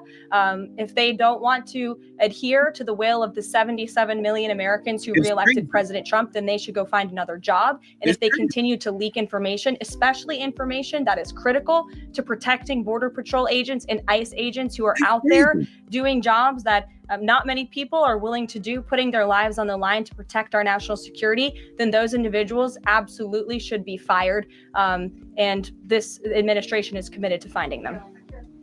Sure. And as you know, they've already, I think they already deputized. I think it was the sheriff's deputies or something like that down in Texas in order to help them secure the border. So that, remember I was saying that eventually they'll probably start deputizing people to do that. So far, Trump is not happy with the amount of deportations that's going on. I wouldn't be surprised if suddenly you started seeing those deputizations go on throughout the United States in areas, problem areas like Chicago. I mean, I don't know. I haven't checked up on their progress in New York, but I know they have progress in New York. But like you have areas like Chicago, Denver, like Colorado, especially California for sure. I would definitely be deputizing people, and we just here, everybody come gets a jacket and a badge. We're going to California. We're going to clean that sucker out. We're going to start all the way from the very top to the very bottom. From Oakland to San Diego, we're going to clean that sucker out all the way down to Tijuana. I want them gone. The criminal element gone. You know where I stand on the illegals that have been here for a while that have been working. Like I said, give them the book. You got 6 months to a year. 6 months. You got 6 months to apply for citizenship. You fail, other side of the wall for you. Or you can join the military. How you want to do it? How you want to do it? You can either go back home or you can join the military. I don't care. You can join the National. If you're over 35, you can join the National Guard. But your best bet is not to fail that test. You've been here long enough. You should be familiar with our customs. The book's not hard. The book's not hard. Here, it's English and Spanish. Let's go. We'll keep you. We'll keep you. But you got to know what the hell you're doing. You have to. Don't be like Ilhan Omar. Be an American citizen. Karoline, 2 questions for you. One related to Guantanamo Bay, the other to the White House Correspondents' Dinner. I wanted to get your response to some Washington Post reporting of the migrants who stayed over at Guantanamo Bay for the last 2 weeks. They told the Post they were rarely let outside. They were shackled and placed in what they described as cages and alleged that they were not treated as human beings. Does the White House have any response to those conditions? At Guantanamo Bay? It's a promise the president campaigned on, that if you invade our nation's borders, if you break our country's laws, and if then you further commit heinous, brutal crimes in the interior of our country, like raping and murdering innocent, law-abiding women and girls, and committing heinous acts of violence, then you are going to be deported from this country, and you may be held at Guantanamo Bay. These are criminals we are talking about. Don't forget that. You done fucked up now! So U.S. consumer confidence fell this month the most since August of 2021. What is your message for Americans who are concerned about the impact of things such as tariffs on prices? Yeah, sure. Well, thank you for that question. It's obviously an important one. The president campaigned on reigniting the Trump economy and fixing the mess that was created by the previous administration. We know they created an economic and an inflation nightmare for the American people. And I'm not going to stand up here and lie to you like my predecessor did about the state of our economy. We understand there are people that are hurting. And this administration is wholeheartedly committed to ensuring that those individuals see relief and price reductions and tax cuts and in less regulations that are burdensome on their household and their businesses. And the president and this entire administration are focused on that every day. I can go through the very long list of economic actions this president has taken. I know you work for Bloomberg, so I'm sure you're well aware of them, but I can assure the American people that the president is very much focused on bringing down the cost of living crisis in this country that was created by the previous administration. Just have a quick follow-up. Sure. Is the president planning on whipping any votes for support for the House budget vote? And if so, to whom is he making calls? I'm not aware of any calls that he has made. I did talk to the president about his position on this just before coming down here. And he said that he's made it very clear to the Hill what his priorities for a budget are. He's said it to the Speaker of the House. He said it to Leader Thune. The Senate and the House know what President Trump wants and know what the American people want. And so he expects Congress to get it done. He's looking at the proposal from the House. He will also be looking at the proposal that I believe the Senate is drafting up as well. Sure. Thank you, Caroline. I have 2 questions. Does the United States, sorry.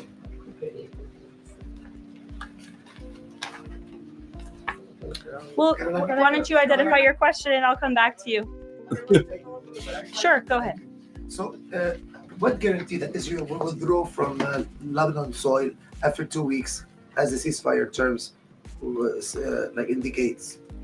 I'm not sure about the guarantee that you're referring to. I can tell you that this administration remains very much engaged. We know the deadline for the phase 1 ceasefire is imminent. So Steve Woodcock, whom I mentioned earlier, and the president's administration and his team and the president himself remain very much engaged. We want to see the ceasefire continue, and the president has made it very clear he wants to see all of the hostages who have been held in captivity in Gaza returned home. Jeff. Carolyn, I was wondering if Is Elon Musk going to attend the president's first cabinet meeting tomorrow? He is, as a matter of fact. I spoke to the president about that before coming down here as well. And Elon, considering he is working alongside the president and our cabinet secretaries, this entire administration will be in attendance tomorrow just to talk about DOJ's efforts and how all of the cabinet secretaries are identifying waste, fraud, and abuse at their respective agencies. We look forward to the meeting tomorrow, and I think you'll be hearing from the president and his cabinet where they're on campus tomorrow. I hope you guys are excited. Since some of those cabinet members were caught off guard by the email. Nobody was caught off guard. A few departments said they were caught off guard. The FBI was, the DOJ was. Did anonymous sources say that, or did the cabinet secretary say that? The cabinet secretaries and others have said that they were not aware that this was happening. So I'm wondering, will there be a give and take tomorrow at the cabinet meeting? Is Elon Musk or the president open to any type of dialogue about who is actually in charge of the chain of command of these workers? All right, so this was a big sticking point today. All right, about Elon Musk sitting in the cabinet meeting, and I'm like, because the left, they're so silly. They like it's presidential, like little teenage girls. But the whole thing is that he's coming in there to not only give them a progress report as far as the money that they've saved, the theft that they found. And hey, look, we're coming for your departments. This is our plan. He's probably got bullet points and files and documents ready to go. Pass these out. This is for you. This is for you. This is for you, specifically for you guys. This is what we're going to do. So I would advise you to let your people know. Excuse me. Sorry, I know I've been burping too. I would advise you to let your people know that when we come in, this is what we expect. And if we have any pushback, I'm telling you now, you need to fire these people. Because this isn't a matter of them trying to save democracy. This is a matter of them trying to save the United States economy. This place is getting ready to burn down. We're about to be in soup lines if we don't get this stuff together. It won't be communism. It'll just be a crash. It'll be a depression, something that we haven't seen since the 30s. No, the 40s? Whatever. When we had the depression. I know. But still, it's going to be like that. You don't have time for that. This is a first world country. It's supposed to be one of the richest country on the planet. This is ridiculous. It's ridiculous. How dare you sit up here and stop progress as far as trying to save the country? As far as I'm concerned, you're a traitor. You should be fired. You should be fired immediately. And you can call all the judges you want to. We'll have them investigated too. How dare you? This is why the Democrats were like, oh, he's going to be a dictator. Yeah, but luckily for Americans, he's a benevolent dictator. He actually does want what's best for the country. And the beautiful part of it is that he is a successful businessman, and he has another successful businessman on his right hand that's actually like, hey, look, let me help guide you through this. Let me do the hard work. Let me bring my team in. Are we saying that he's 100% perfect and he walks on water? Nobody's saying that. Nobody's saying that. You saw how they were cutting programs, and then they hired people back. Be like, wait a minute, hold on. I think we need these people. Bring them back. But bring back the people that actually know what the hell they're doing. Kill off the department. Everybody's fired, but I need to bring these people back because they at least provide something productive for the U.S. government. They're not the ones putting together condoms for Ukraine or something stupid like that. Nuclear scientists, I believe that they were. Yeah, you need those people. But what the hell were you guys working on where I had to cut your whole department and then bring you back? Well, they never did really say what the hell they were really working on. And yeah, that's all it is. It's just a briefing. This is what's to be expected. Get ready for it. So if they weren't paying attention or caught off guard, that's because again, like I said, you're not paying attention. The hell are you doing? Hopefully you're doing your job and you got your head buried in books and files and everything. Hopefully that's what you're doing. I would reject the premise of your question, Jeff. The cabinet secretaries have not said that. I know anonymous sources, probably career bureaucrats, have leaked that to many of you in this room. But as I said at the beginning of this press conference, everybody is working as one team, and the president respects the decisions of his cabinet secretaries to tell his staff, their staff, not to respond to that email because they did so out of interests of national security, and they don't want to obviously risk confidential information. It's pretty common sense. Dasha. Musk has obviously been doing a lot of work. He's been working every day and a lot of the time weekends. He is designated as a special government employee, which means that he can only work 130 days per year. Is the White House expecting him to limit his work to 130 days, or are you going to work around those rules? Do you want to see him extend beyond the 100? So today is February 25th. So I think we've been here about 35 days roughly. So ask me in another 100 days. Daniel. Karoline, thank you. You opened up with a major announcement from Apple, $500 billion, 20,000 jobs, doubling its advanced manufacturing fund. Yeah. What does that signal that such a global brand would make what it called its largest ever spend commitment just a month into President Trump's second term? What does that signal about his economic vision for the country? President Trump is a deal maker, and he has restored confidence in business leaders around this entire world. Apple is one of the largest companies on the face of the planet. They employ hundreds of thousands of Americans, but the president wants to see more Americans employed, more investments here in the United States of America. And this is another fulfillment of the president's campaign promises. I recall President Trump at his rallies on the campaign telling the world that if and when I am elected, America is going to be back, and we want your investments to be driven onshore. We want you to hire American workers, and you will have the lowest regulatory burden, the lowest tax cuts, and the president has already proven he's committed to slashing regulation. He's counting on Congress to implement those tax cuts. And so people are encouraged by the president's, again, as Tim Cook called it, they're bullish about American innovation because of the leadership of this president. And it's a stark contrast to the leadership of the previous administration, Joe Biden, who I don't think spent any time trying to recruit any investments or jobs here at home. Mary.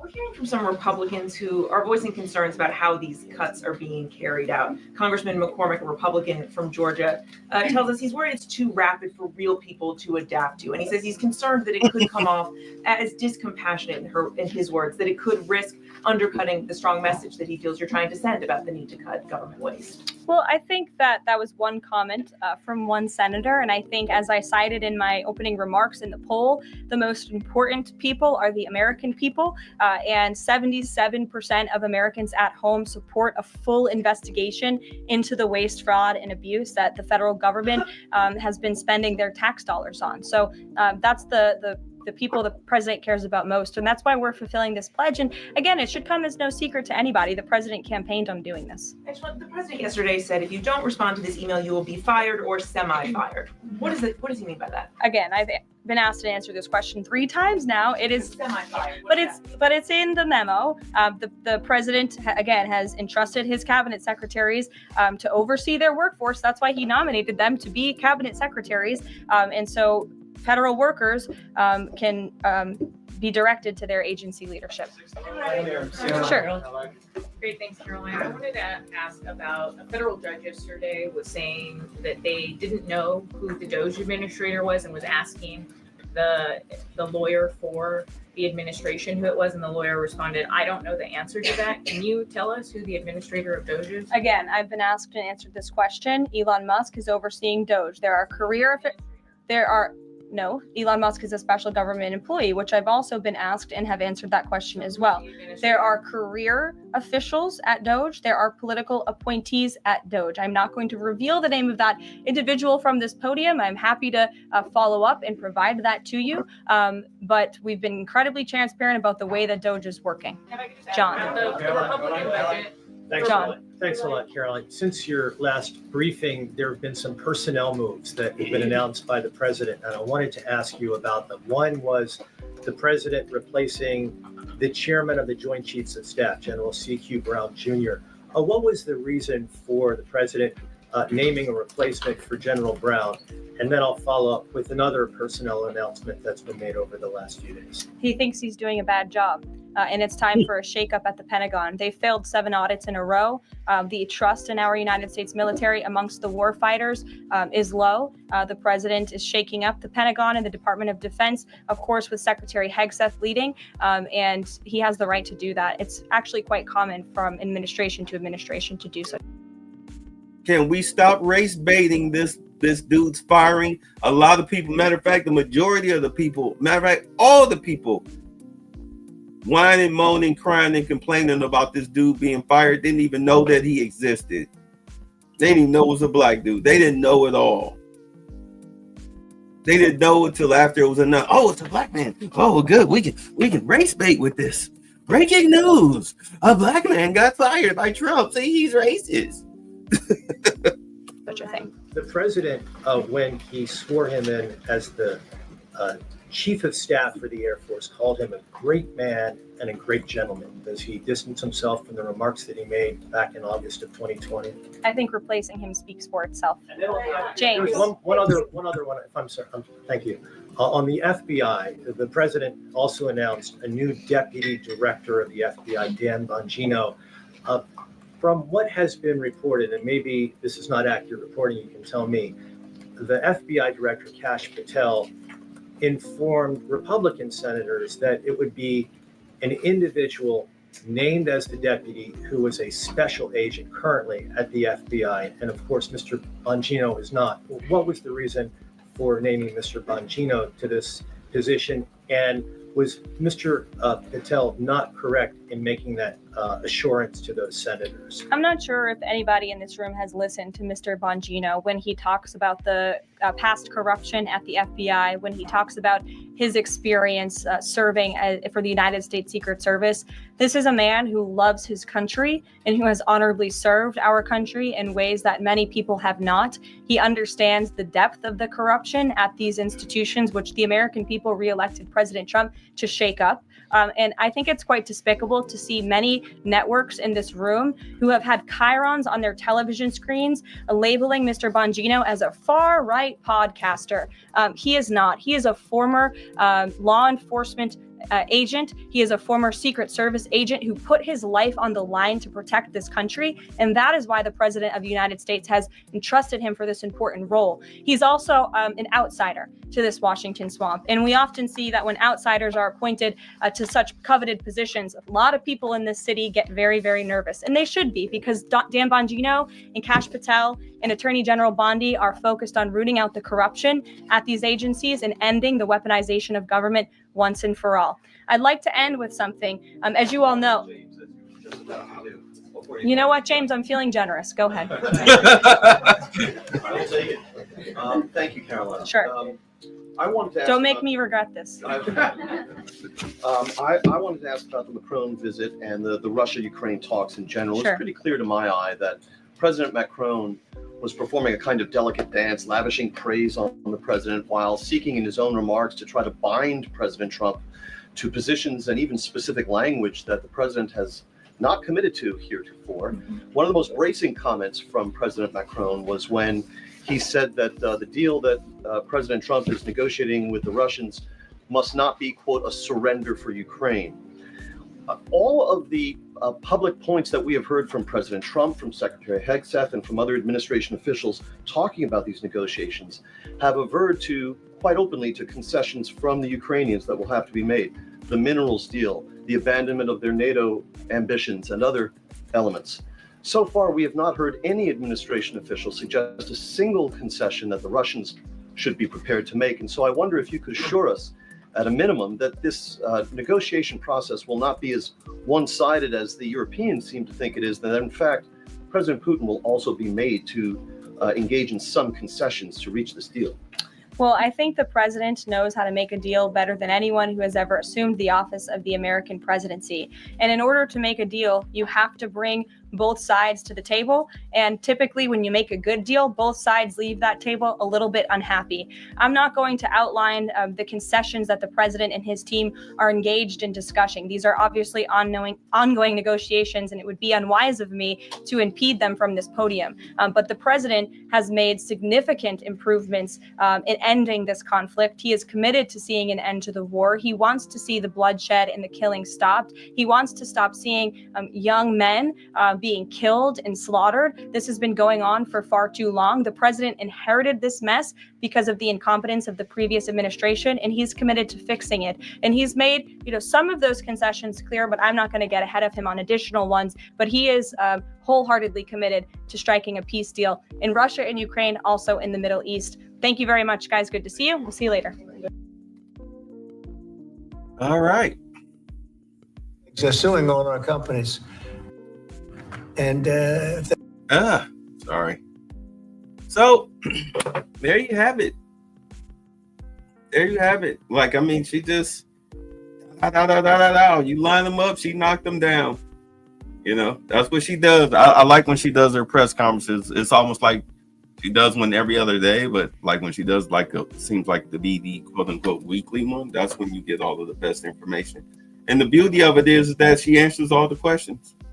All the little things that's in the media, especially coming out of CNN and MSNBC, she goes ahead and she answers those questions in order to combat their quote unquote misinformation, a la lies.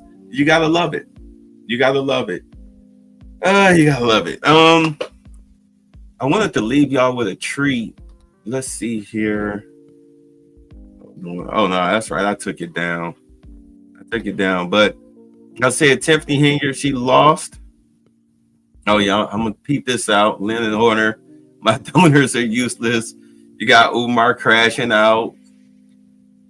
When is he not?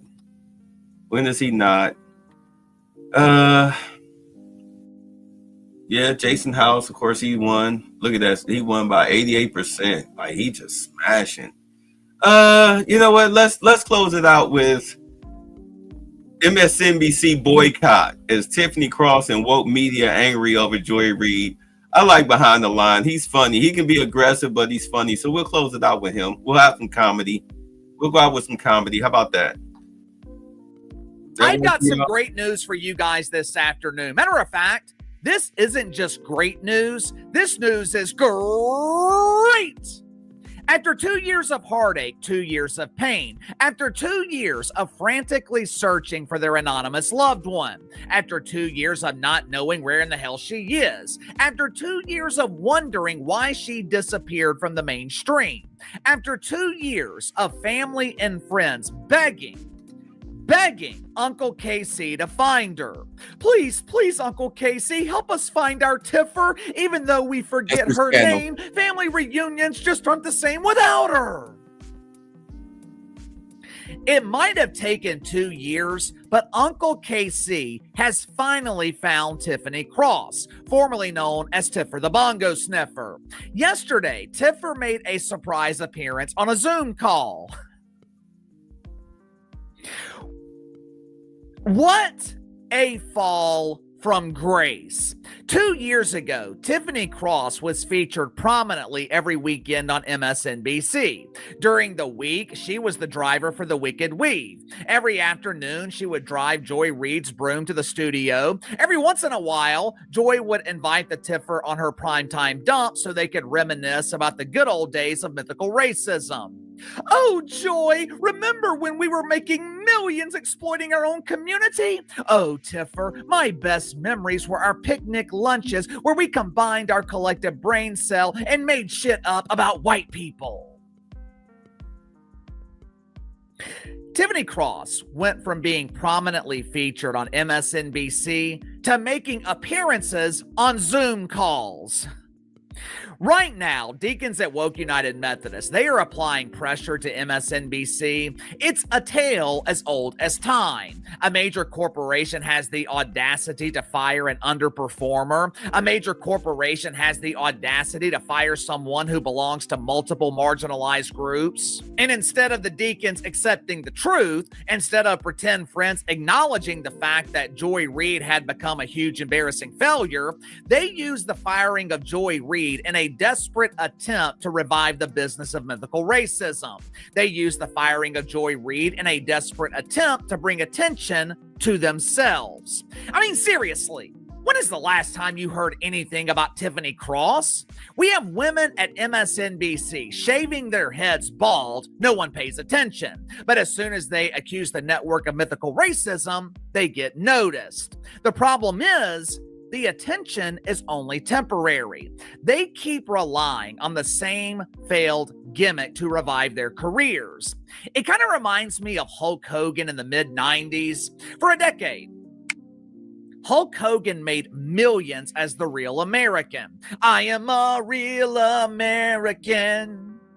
He was telling kids to take their vitamins and say their prayers. He was waving the American flag. He was telling kids to obey their parents. 10 years later, those kids had grown up.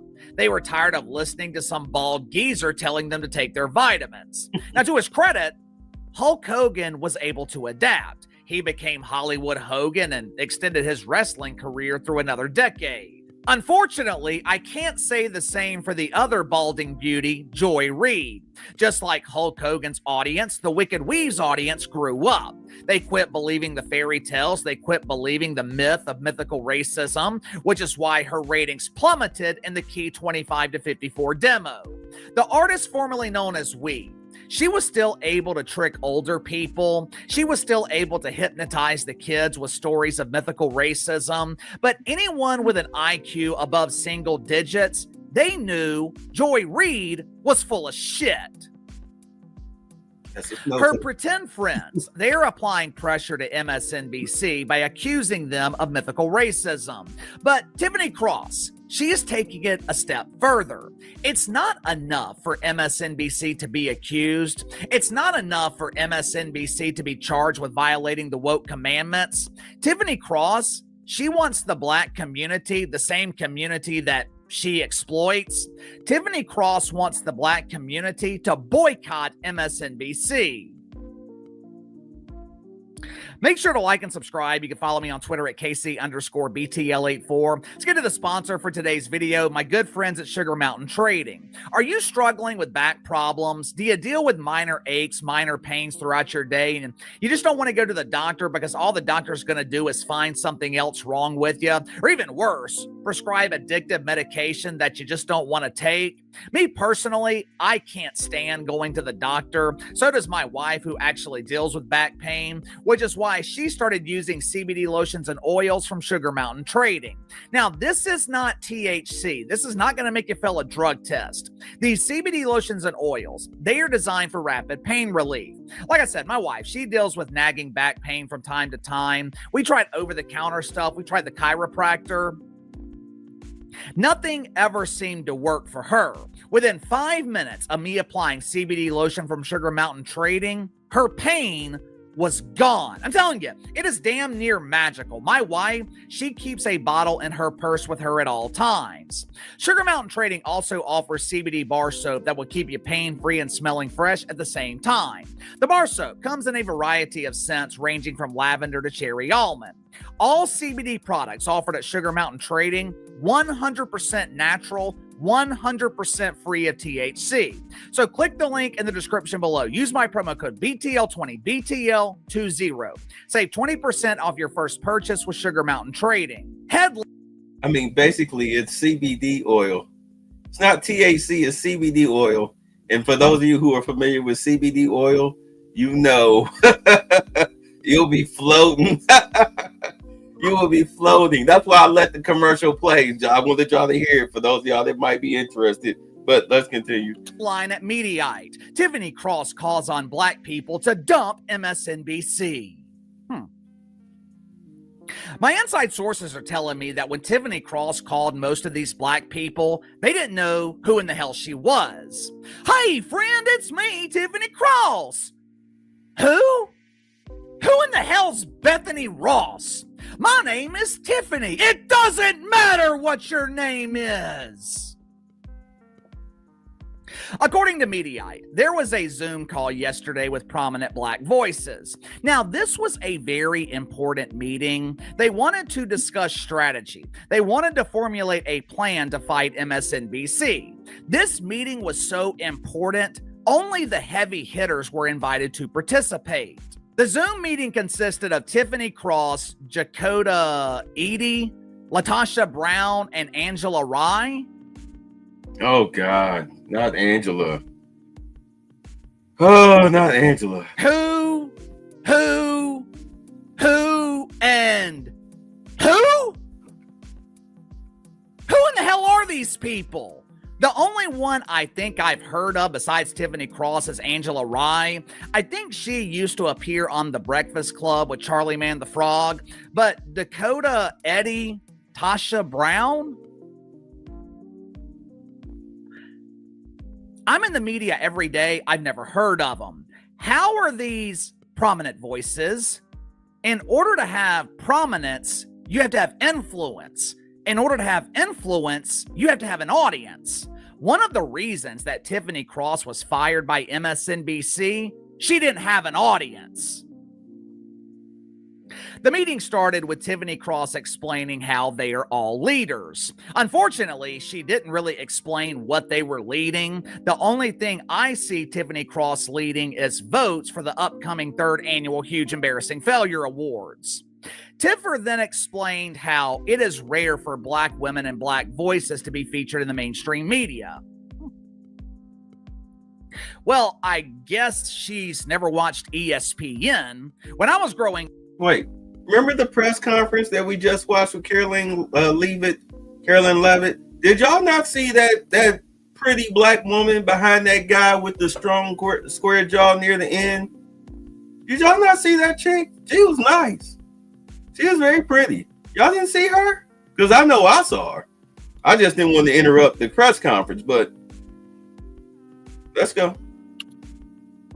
Up, it was called BET. They used to have great shows too. Rap City, 106th and Park. Now it's boring shows featuring pretend analysts like Mina Kimes that no one is watching.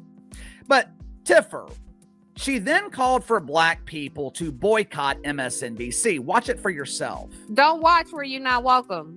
Don't shop where they won't hire you. The same thing they say. Don't even hate watch.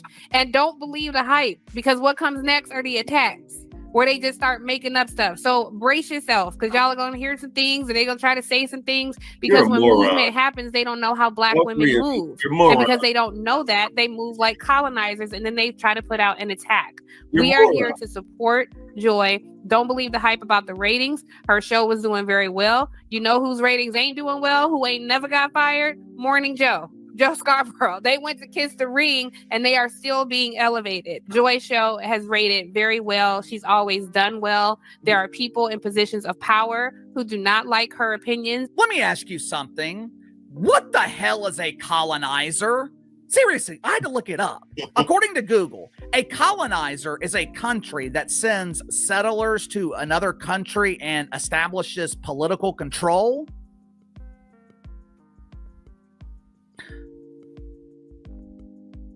How exactly is MSNBC a colonizer? First off, America has been up from under British control for a while. The UK, the Crown, we have been out from up under the Crown for a while. We still do business with them because, I mean, you know, white folks be white folking.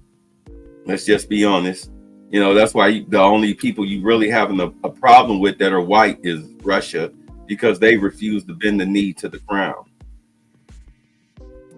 That's really the only white folks that everybody else in the world has an issue with, because they are truly an independent nation when it comes to white folking. But I digress. How is MSNBC a colonizer for firing one of their employees? Someone please make it make sense.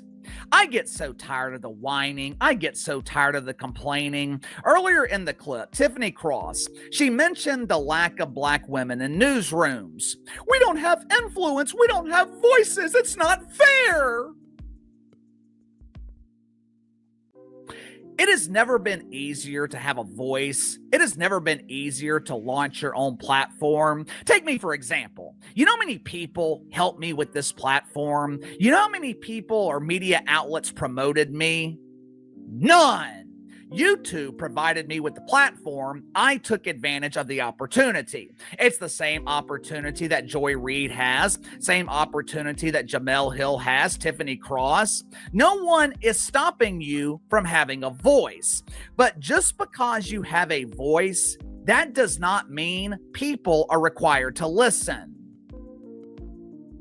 5 years ago, Bob Brillante and J.C. Watts, they launched the Black News Channel. It was an opportunity for Joy Reid and Tiffany Cross to work at a network that aligned with their values. The network was specifically designed to target the African American demographic. Now, those aren't my words. That came directly from their website. Believe it or not, I used to watch the Black News Channel. Mark Lamont Hill, he had a show on there in prime time. Politically, I have nothing in common with Mark Lamont Hill, but he is one of the very few, that can actually make a compelling argument. He's one of few deacons at Woke United Methodist who can actually make me think instead of making me laugh. Even though I don't agree with him, I do respect him. Apparently, I was one of the only ones watching the network because 2 years later, the Black News Channel filed for bankruptcy. Why? They weren't making any money because no one was watching them. No one was supporting them. How come Tiffany Cross wasn't supporting them? How come Joy Reid wasn't supporting them? I'd be willing to bet most people have never heard of the Black News Channel. Because I haven't.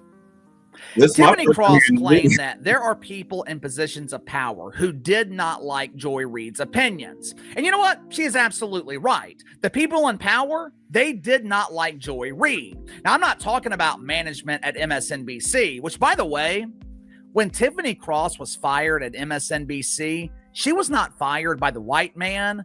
She was actually fired by a strong black woman, Rashida Jones. But anyway, executives at MSNBC, they did not make this decision with Joy Reid. They implemented the decision, but they didn't make it. The people in power decided that Joy Reid was no longer worth watching. It was a decision that was made by, 800,000 people who quit watching Joy Reid. You really think MSNBC is worried about a boycott? You really think MSNBC is worried about Tiffany Cross? How can you boycott a network that's already been boycotted?